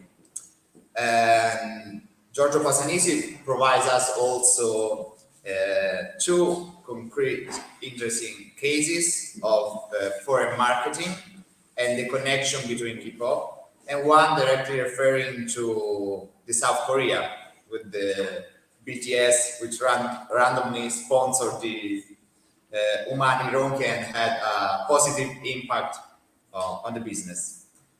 So now we are moving to the third session, the educational one. Hoping you are still tuned and connecting and not too much proved by the breath. So I'm pleased to reintroduce an active partner of the KISS project, representing one of the main stakeholders of this project. The representative of the Foreign Languages Department of Jeohyeon High School, Miss Jeohyeon Park, who will provide us a picture of Italy through the eyes of Korean students. So, Miss Jeohyeon Park, welcome back. We are glad to have you again. So the floor is yours. Okay, buongiorno. Hi, I'm Jeohyeon Park from Jeohyeon High School, and these are my lovely students. Let's say hi to everybody. Buongiorno. Thank you so much for making this opportunity, and we've been enjoying this conference very much. You have expanded all the knowledge about the Korea and Italy. So maybe you cannot see us, but everybody here in Jeohyeon High School KISS team are watching this conference. Thank you so much.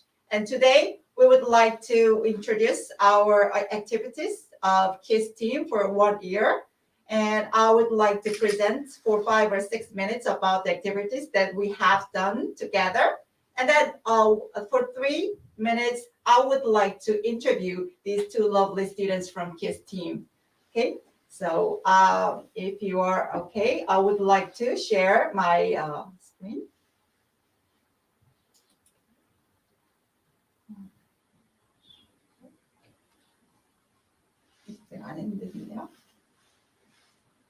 Okay, I made this title, an invitation to KISS project online conference. And about this presentation, I would like to talk about 3 things from who we are and what we do, and lastly, why we do this. So let me introduce Jeohyeon High School to everybody first. And about the question, who we are. So I would like to talk about Jeohyeon High School and IIS Galileo partnership. It's been already 1 year since we had a partnership.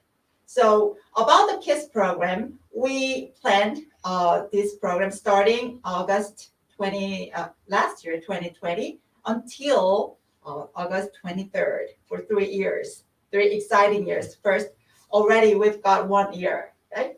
And secondly, this KISS program is about enhancing international exchange about culture, language, and economies, about etc. between 2 countries.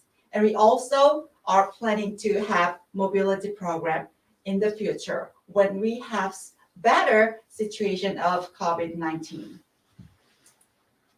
So you might be curious about the Jeohyeon High School. So Jeohyeon High School is located in Goyang City and Gyeonggi Province. Gyeonggi Province is a suburban area of Seoul, which is the capital of South Korea. And Jeohyeon High School is a public school with a co-ed with a 3-year program.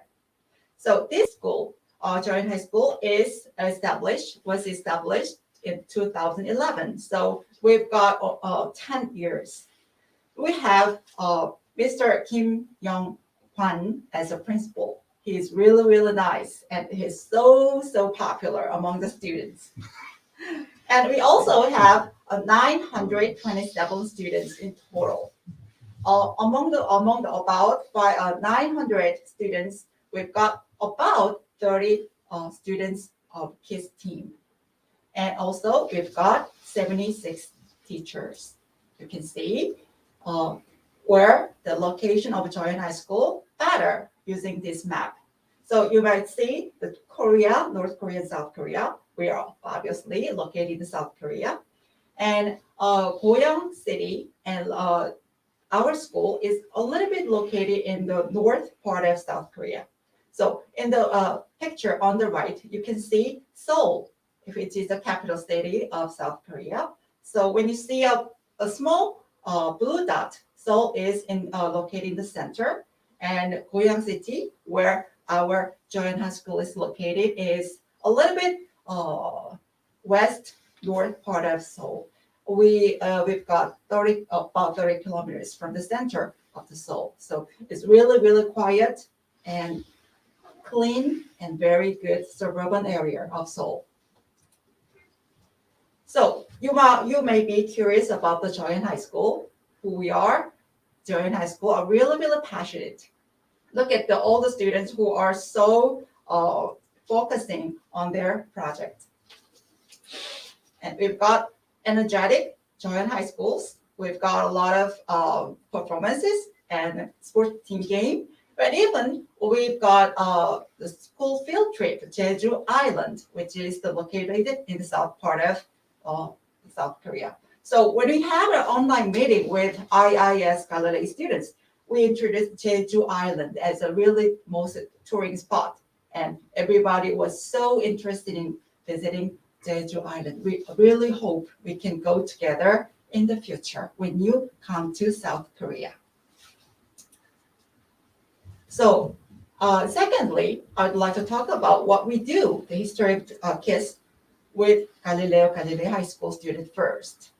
Last year, we had a partnership signed, and in the summer, we've got a lot of video teachers meeting. Thank you, Monica. Thank you, Vicky. And thank you, Alicia, for making all this out together. And in the October last year, we've got Jeohyeon and KISS team kickoff. A lot of students volunteered to join in this program. And November last year, Jeohyeon introduction video, 5 different kinds of video files were produced by all Jeohyeon KISS team students. Thank you so much for making these students, Usok and Taegyu, the other Yeobin, and these Kyumin also too. And also we sent the culture box to Italy, and we had a lot of fun making this culture box together. So lastly, we've got to see each other even online January. So we've got to see each other's face and introduce some kind of information, or we've got some opportunities to learn each other's language and food and tour spots. It was really, really fun. And finally, we've got finished making our blog. So I will introduce the blog at the end of this presentation. So as you can see from the presentation, we've got a lot of things which are so much fun together, and this is for what we do in the KISS program. While we've got a lot of activities with IIS Galileo Galilei students, Jeohyeon High School have our own effort to know Italy more. So we made some special lecture about Italy, or special lecture about culture. So everybody can see, as you can see from the picture, a lot of students were so interested about learning about Italy. And also, you can see here, we've got Italian language camp and an online camp and offline camp. We've got a lot of different exciting events to know Italy more. So lastly, when we have the opportunity to get packages from the Italy, we've got so excited. So as you can see from here, everybody is so happy reading the letters from Italy. And at the above, you can see the books. So even for students who are not familiar with the Italians, we decided to read more books about Italy. So we've got some book discussions together among KISS team of Jeohyeon High School only.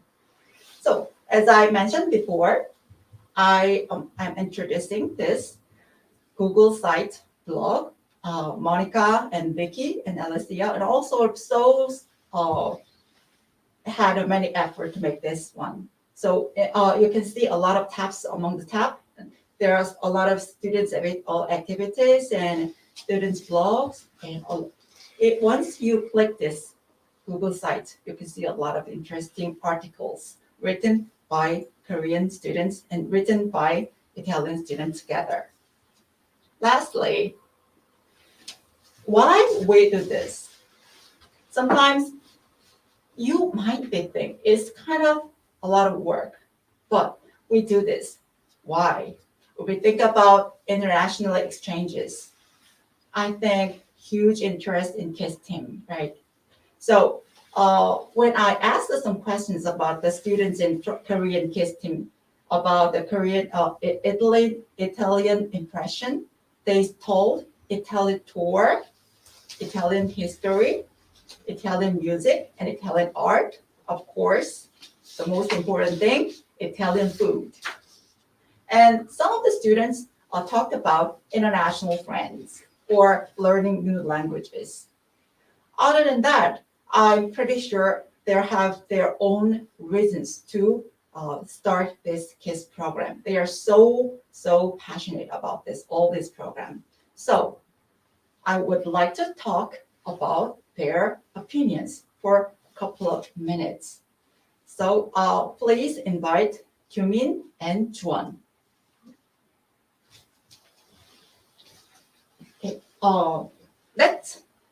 Okay, let's talk about our name, introduce out together. So Juan, can you introduce yourself first? Hello, my name is Jeohyeon and I'm now second year at Jeohyeon High School. Okay. Hello, my name is Kim Kim, second grade of Jeohyeon High School. Thank you so much for being with us, and you've got a lot of schedules today, but here you are about this. Thank you so much for your time. So when we think of Italy, what comes to your mind? Italy is the most interesting European country because the shape of the country looks like boots. Also, yes. Okay. Also, I heard a lot about Fashion Week in Milan, Italy. So I thought it was the center of fashion. Center of fashion. So you've got a lot of interest about, Italy already before coming to KISS 2 program. Yes. Okay. And in fact, I'm a picky eater, but there are many foods I can eat in Italy, such as pizza and pasta. So I think Italy is a place full of delicious food. Okay, thank you so much for sharing your idea, Vivian. And Juan, so sometimes, doing some KISS team needs a lot of time, but you are doing this very, very pleasantly. So why do you do this? It's because I wanted to learn the real Italy and wanted to make some friggin' friends. For the first reason, in South Korea, we can only get limited information. about Italy, something like every Italian guy is gentle to every woman, every people in Italy like espresso and so on. But through this project, I could learn that not every information I learned was true. And for the second reason, it was really a terrific experience for me to do the work together and make the research together with Italian friends. Hey, you guys are so great in building up a lot of efforts together. So I know you've got a lot of good experience from this. And so we've got 2 more years to go with IIS Galileo and Galilei. And what kind of activities do you want to do together? So can you have some ideas? Yes. Okay, Juan? For the activity, I think it would be great if they can exchange each other's traditional games. In order to do that, we can make vlogs for playing games or posters of introducing games. Is that Korean traditional game? Yes. Okay, so you're proposing to play the Korean traditional games. Yes. Wow, that sounds really, really fun. So thank you so much for proposing that one. So do you have one? Yes. Okay. I think in the kids project with Italian friends, it would be nice to share how to make each country's food through vlog and making based on it. About the food? Yes. Right. I love Italian food. Me too. Okay. Yes. I think Italy is near us. We all love Italian food. We all love Italian movies and books. But here, through this program, I think we can know better about the history and economy or the other cultures more profoundly. I think that's why we are doing this. Yes. Okay. All right. Thank you so much for your contribution, guys. And everybody, I'll see you next time together on the online project. Let's say bye. Bye.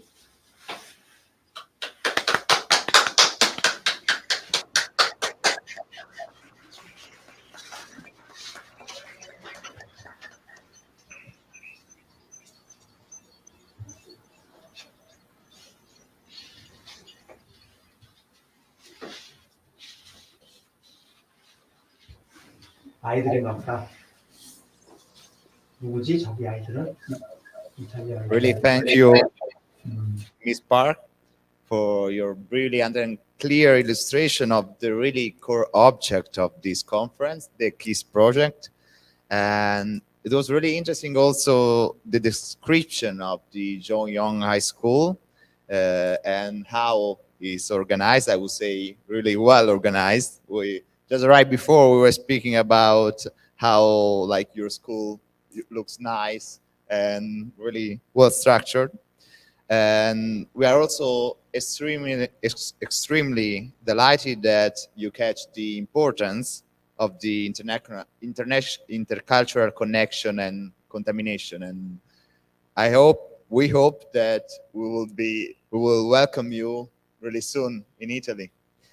And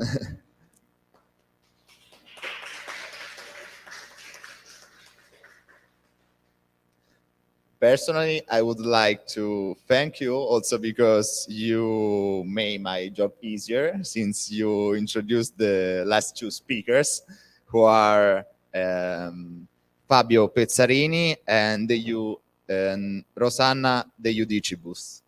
So the next speaker, Fabio Pezzarini, is currently an Italian teacher at the Italian Cultural Institute in Seoul, the Sojang University, and the Hankook University of Foreign Studies. Besides providing private tutoring in English and Italian. So he will enrich this conference by speaking about his long experience of studying and teaching Italian in Korea. So Fabio, the floor is yours. Okay, thank you. I hope you can hear me well. So thank you to Istituto Galileo for inviting me to the organizer. Also, it was nice to see Jeohyeon School, which I had the pleasure to meet last year online, unfortunately, for an Italian lesson. I hope we can meet soon again. So a small presentation about myself. I am, as you said, an Italian teacher. I've been here for 7 years, roughly 7 years and a half. And then have been teaching Italian almost the entire period here in Korea. So yeah, I teach the Italian Cultural Center, which we saw before the director, and then 2 university plus some other places here and there. So the title of my presentation is Teaching and Studying Italian in Korea. I think we can start from studying Italian in Korean. So the opportunities for Korean people that want to study my language, our language in Korea, are not many, but compared to English or compared to other more, let's say, study languages, but there are some opportunities if you really want to get closer to the language, to the culture. So, as we heard before from Jung Im-suk, was mentioning there are 2 universities where students can study Italian here, which is Hankuk University, where I work, and then also Sogang University too, which is open to not only university students but to anyone. Plus, of course, the Italian Cultural Institute. So, starting from the Hankuk University, I will say that the departments are 2, actually. So one is more concentrated on culture and language, while the other one is more concentrated on not only culture, but also translation and interpretation of the language. So kind of more practical, let's say. Now, recently, last year, one more department actually opened in this university, Hankuk University, which is open in the intention to give the students a more practical output when they get a degree. As a matter of fact, when I start teaching Italian here at the university, in this Hankuk University of Foreign Studies, I was very surprised that the students are taught very difficult subjects, even for an Italian student. Going through Dante, of course, going through Boccaccio, Petrarca. So I was very surprised that even though the students weren't actually speaking the language, they were already getting so deep into the literature and the history of our language. So now there is also another option if you Korean students want to have a more practical approach to the language, which could give you maybe some opening in the fashion field or maybe design field with this department that teaches Italian in a European cultural context.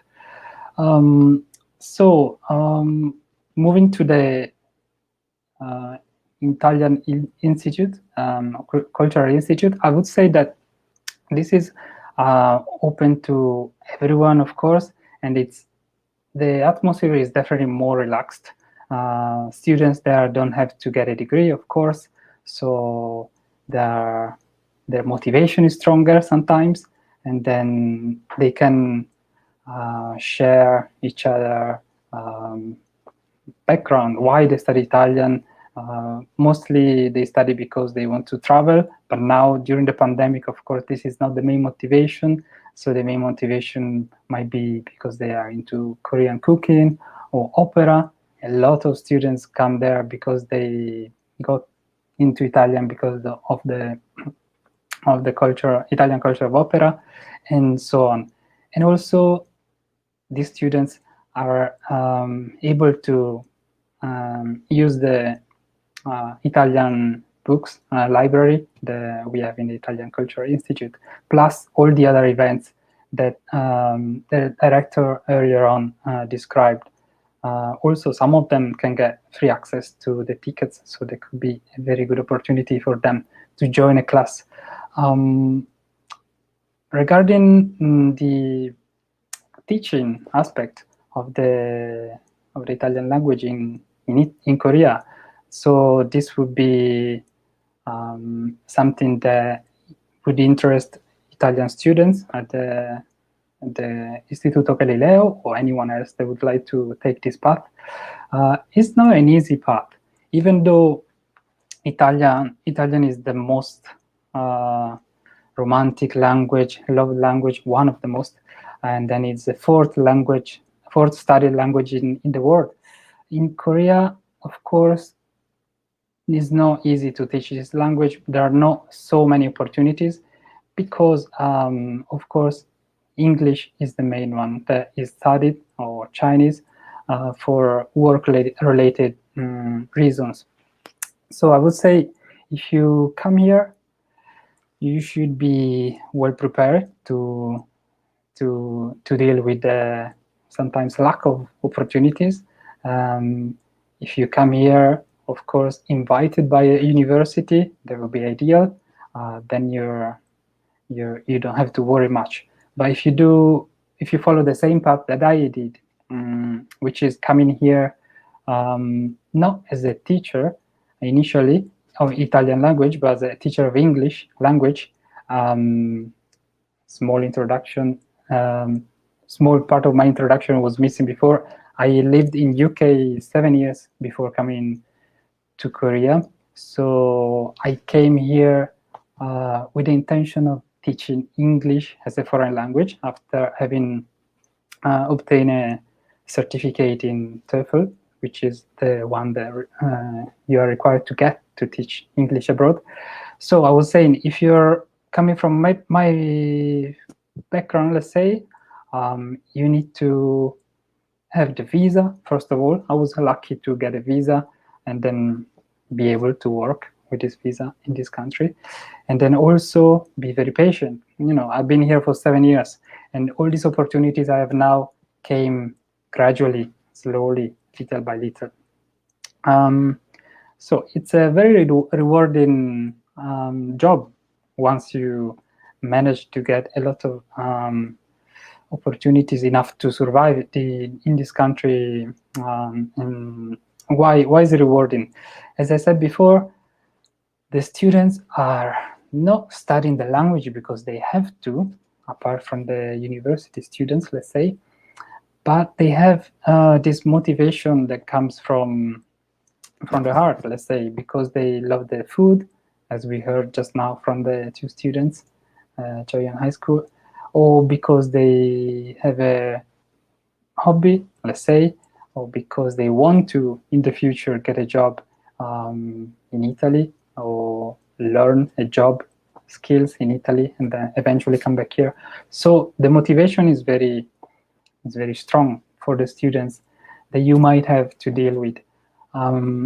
Also, a downside from teaching here, I would say in general, the aspect of teaching a language in Korea is a bit different from what we are used to coming from Europe or Italy in general.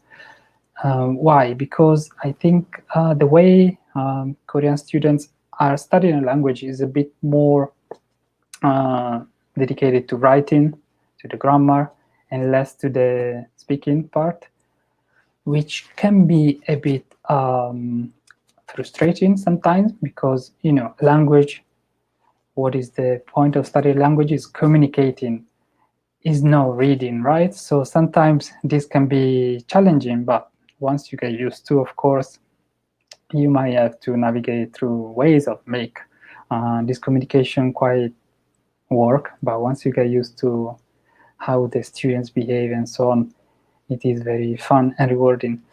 Also, from my personal experience, teaching here brought me to brought me a lot of joy, but also to different fields that I would never thought I could navigate. Now, for example, I'm teaching to some employees of the Ministry of Foreign Affairs here in Seoul, which are people that, of course, have the need to speak very well Italian. Some of them speak as well as me. They speak very well because they lived in Italy. Or to the point of teaching an actor Italian pronunciation. I don't know if you know about Vincenzo, Netflix drama that came out on Netflix last year, I think. Yeah, so thanks to the Italian Cultural Institute, I got the opportunity also to meet the main actor, Song Joong-gi, and teach him some Italian, which wasn't so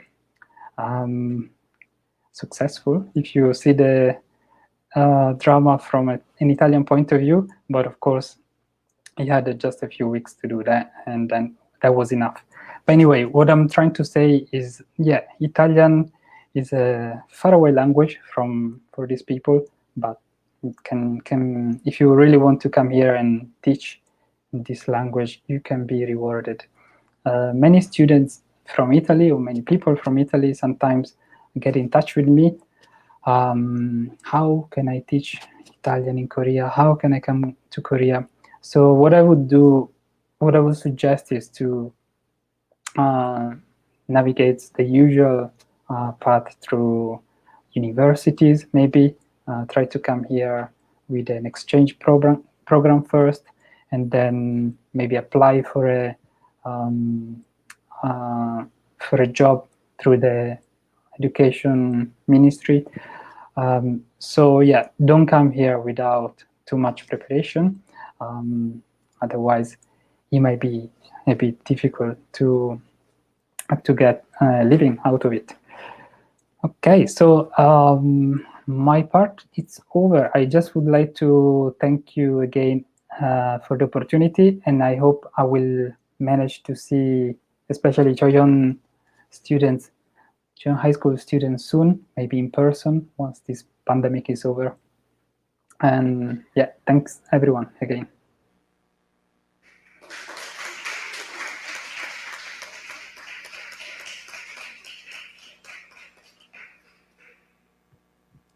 Thank you, Fabio, for telling us about your rich experience. And actually, I would say that your contribution can be considered to some extent conceptually connected with the previous one, since previously we spoke about the high schooler, and now we delved into the university world.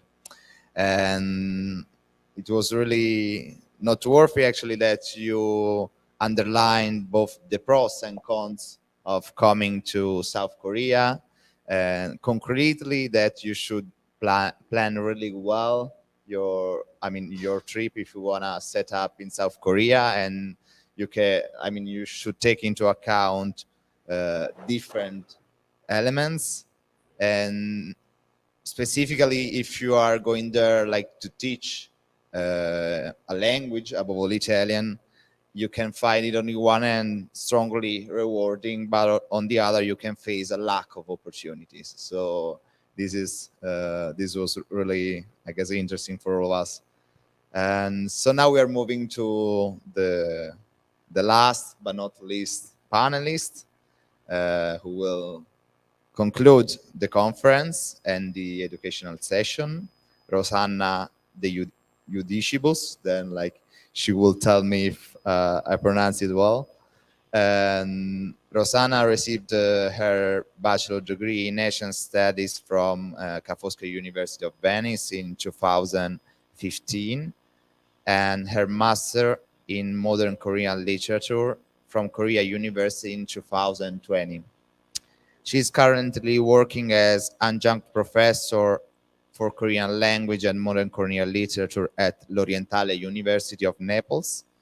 And while living in Seoul, she is also pursuing a PhD in modern Korean literature at the Korea University. Her talk will address the potential and limitation of literary research in Korea as a foreign researcher. So, Rosanna, the floor is yours. Thank you. Hello, can you hear me? Can you confirm that you hear me?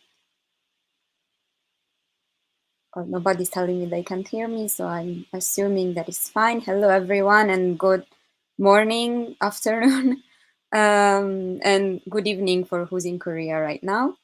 My name is Rosanna de Judicibus. Thank you. Yes, you pronounced my surname correctly. And as the moderator said, I am currently a teacher of Korean language in Naples, and I am currently pursuing my PhD in modern Korean literature in Korea University, where I also graduated my master's.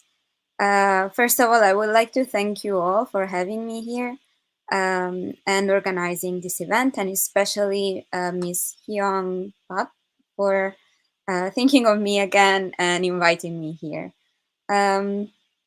Today, what I would like to talk to you about is a little bit of my experience as a student in Korea and as a literature student in Korea in particular. And also, what are the limitations of being a literature student in Korea and how this can connect to the concept of translation, both in Korea and in Italy. So I came to Korea 6 years ago, 6 years and a half ago. And I decided to study literature mainly because I always liked literature, but back when I graduated my bachelor's, I didn't have the opportunity to study Korean literature in detail. So I came to Korea with a lot of curiosity and a big opportunity that was given to me through the scholarship promoted by the government. There is a big scholarship called the Korean KGSP, Korean Government Scholarship Program, that allows students from all over the world to come to Korea and study in a Korean university. But before that, they are admitted into a language school where they can learn Korean from scratch. Or in my case, I already studied Korean when I came, so I just learned more Korean before going to university. What happened then was that my entry to in Korean university was a bit of a shock for me, and hearing other people's experience as well.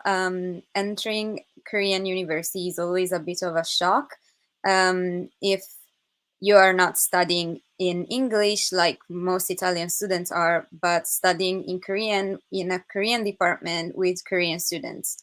And this is because, of course, the level of language that is taught in language school differs vastly compared to the level of language one is required to have in graduate school in order to discuss more complicated topics. So this was a bit of a shock. The language part was a bit of a shock for me. And secondly, what was mostly a shock was that was the way that lectures were conducted in Korea. At least in Korean graduate school. Of course, I'm sure that the Scuola Galilei students are still in high school, so they probably don't even know if they'll go to university yet or if they'll even get to graduate school. But since I am a graduate student, I would like to share my experience. And the lectures in Korea are taught very differently than Italy. Whereas in Italy, we mostly have in-front classes. So the teacher is sitting on a desk and is teaching the students for 1 hour or 1 hour and a half, depending on the school. And then the students usually ask questions or have a discussion. And then these classes are complemented by other, like language teachers, for example, lettori, native speakers, in the case of language classes. who help give the students a better grasp on the language. But in Korea, in my case, I studied literature and I majored in literature.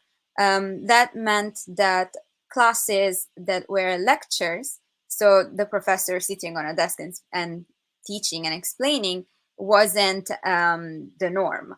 The norm for most graduate school classes is seminar classes. So, which means that the professor is not, like, symbolically, they're not teaching anything, but it's us, the student or the researchers, who have to research for the class and the lecture and conduct the lecture in a presentation.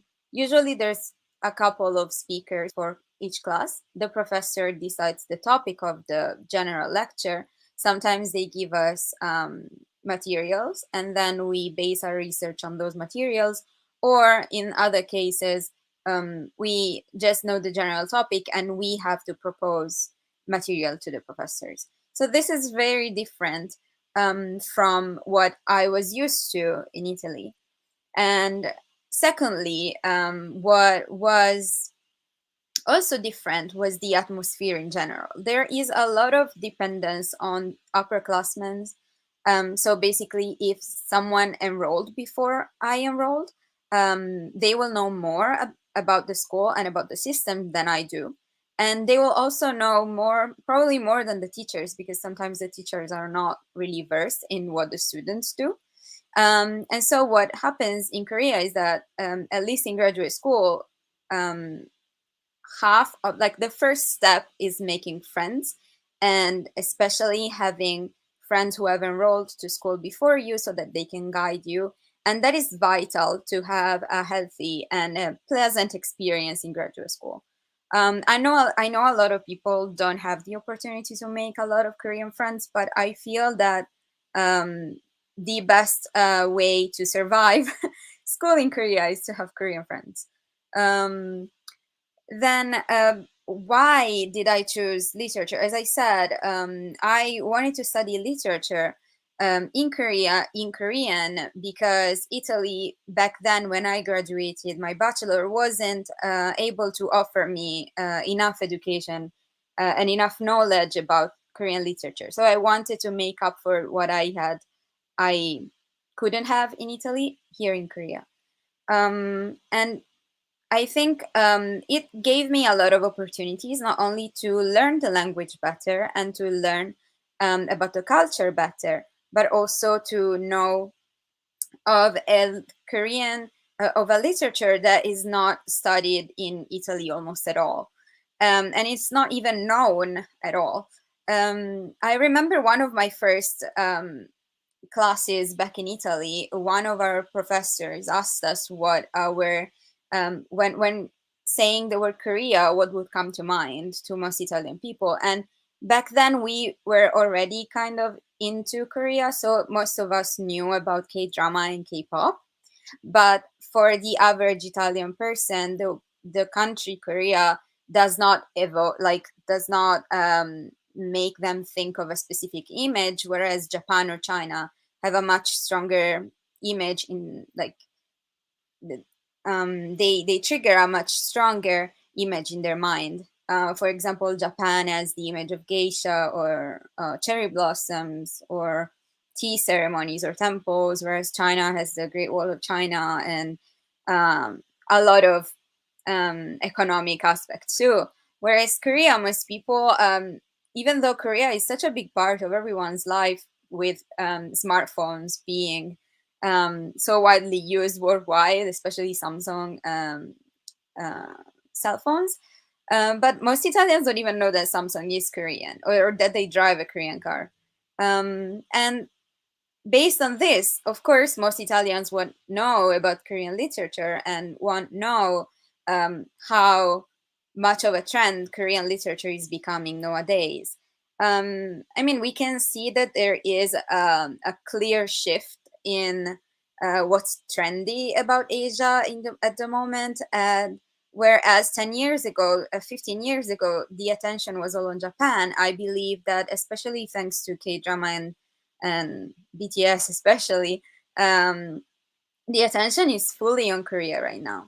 And we could see, as far as translation goes, I think the phenomenon didn't start with BTS. It started with The Vegetarian, which was a novel translated into English first, I think a few years ago. And this, it's a novel written by Korean author Han Gang.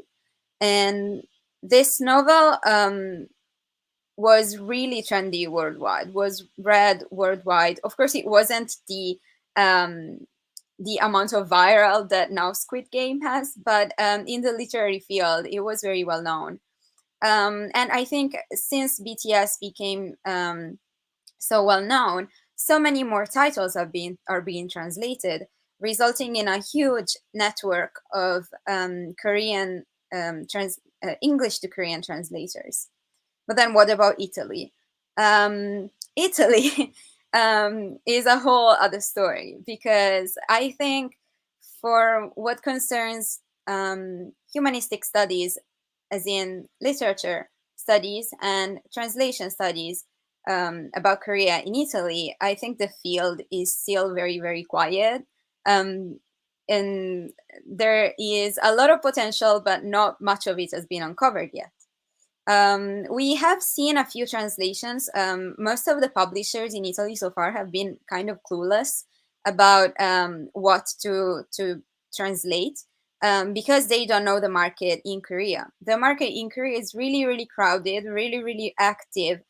Each year, a lot of young writers publish books and are ready to publish their collections of stories and win prizes for writings, and the rest of the world, at least Italy, knows nothing of this. Mostly because they have, there's not many who study literature who are also Italian, but also because I think they lack the interest, and they don't see the potential there that instead Korea could offer. So as much as we have been seeing more titles being translated, I can cite a couple. For example, from Korean author Besua, Notti invisibili e giorni sconosciuti has been translated into Italian. Of course, this was the Italian title. And we have Artiglio. In Korean, it was Pagwa, by Korean author Koo Byung-mo. They have both been translated and published last year. So there has been more attention going to Korean literature, and I think there's a lot of potential into going into this field of studies. So as much as it can be a bit scary, I think that there are two main reasons why.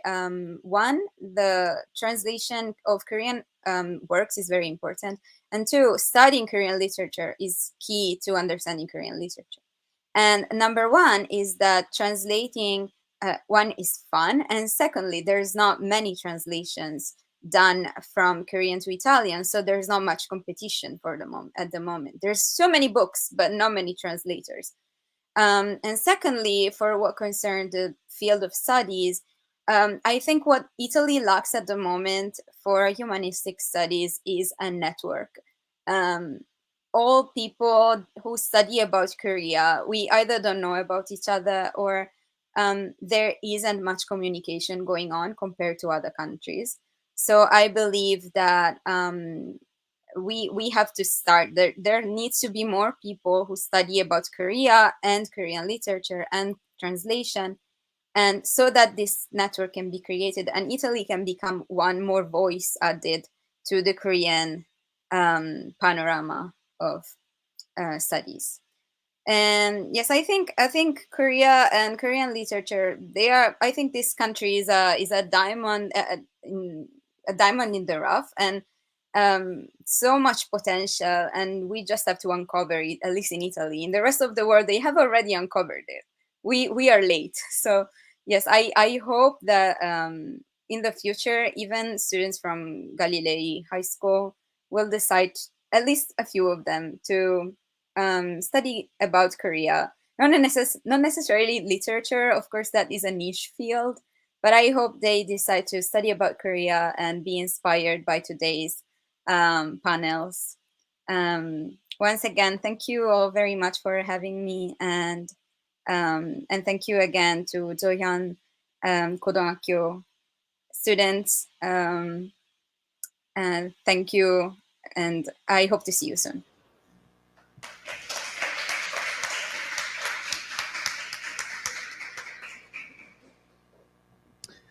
Thank you, Rosanna, for illustrating us the linguistic educational shock when you move to a foreign country. And we all know that like, if you want to learn a new language, you have to move to the country, but like above all, at the beginning, you face many challenges. And besides, we were glad to listen your compelling comparison between the Italian and Korean classes and educational organization. So now we are getting really closer to the end, and I'm sorry that we ran over the due time. I hope that you are still with us. So now we are just really fast scrolling few comments from the social networks, and I'm sorry that since we are over time, we cannot post the questions, and maybe you can contact the panelists privately. So now Fabio will see my translation skills, since this is in Italian. So Marco Francesco Eramo wrote, this is a really wonderful cultural synergy between Italy and Korea. Galilei Institute offers a really high quality formation and education. And the conference, Milva Antonelli wrote, the conference is really well organized by the Galileo Galilei School of Iesi, in Iesi. And it was really interesting for the external contributions, some hints, and the opportunity of future collaboration between the partners involved. Galileo Galilei School is getting always more international. This comment is from Michela Cavagna. No need for translation this time. And so right now, I guess we can conclude the conference with really short final remarks. So this is the first year of the project KEYS, but we hope that this intercultural laboratory will last long and will evolve in an international mobility that will make the students concretely meet. This conference represents an important step to develop this project, fostering internationalization and intercultural contact. I would like to thank everyone for their worthy involvement and active participation in the project. Of course, a special thank and renewed contribution to the organizer, Professors Monica Ferretti and Alessia Colasanti, the Korean Professor Miss Park, the headmaster of the Galileo Galilei High School, Luigi Frati, the headmaster of the school, Jeohyeon of Goyang, headmaster Yongwan Kim, all our noteworthy speakers, the institutional authorities, the technical and IT support, and of course, last but not least, the main part, our dear audience. So, goodbye. 안녕하세요. 안녕하세요.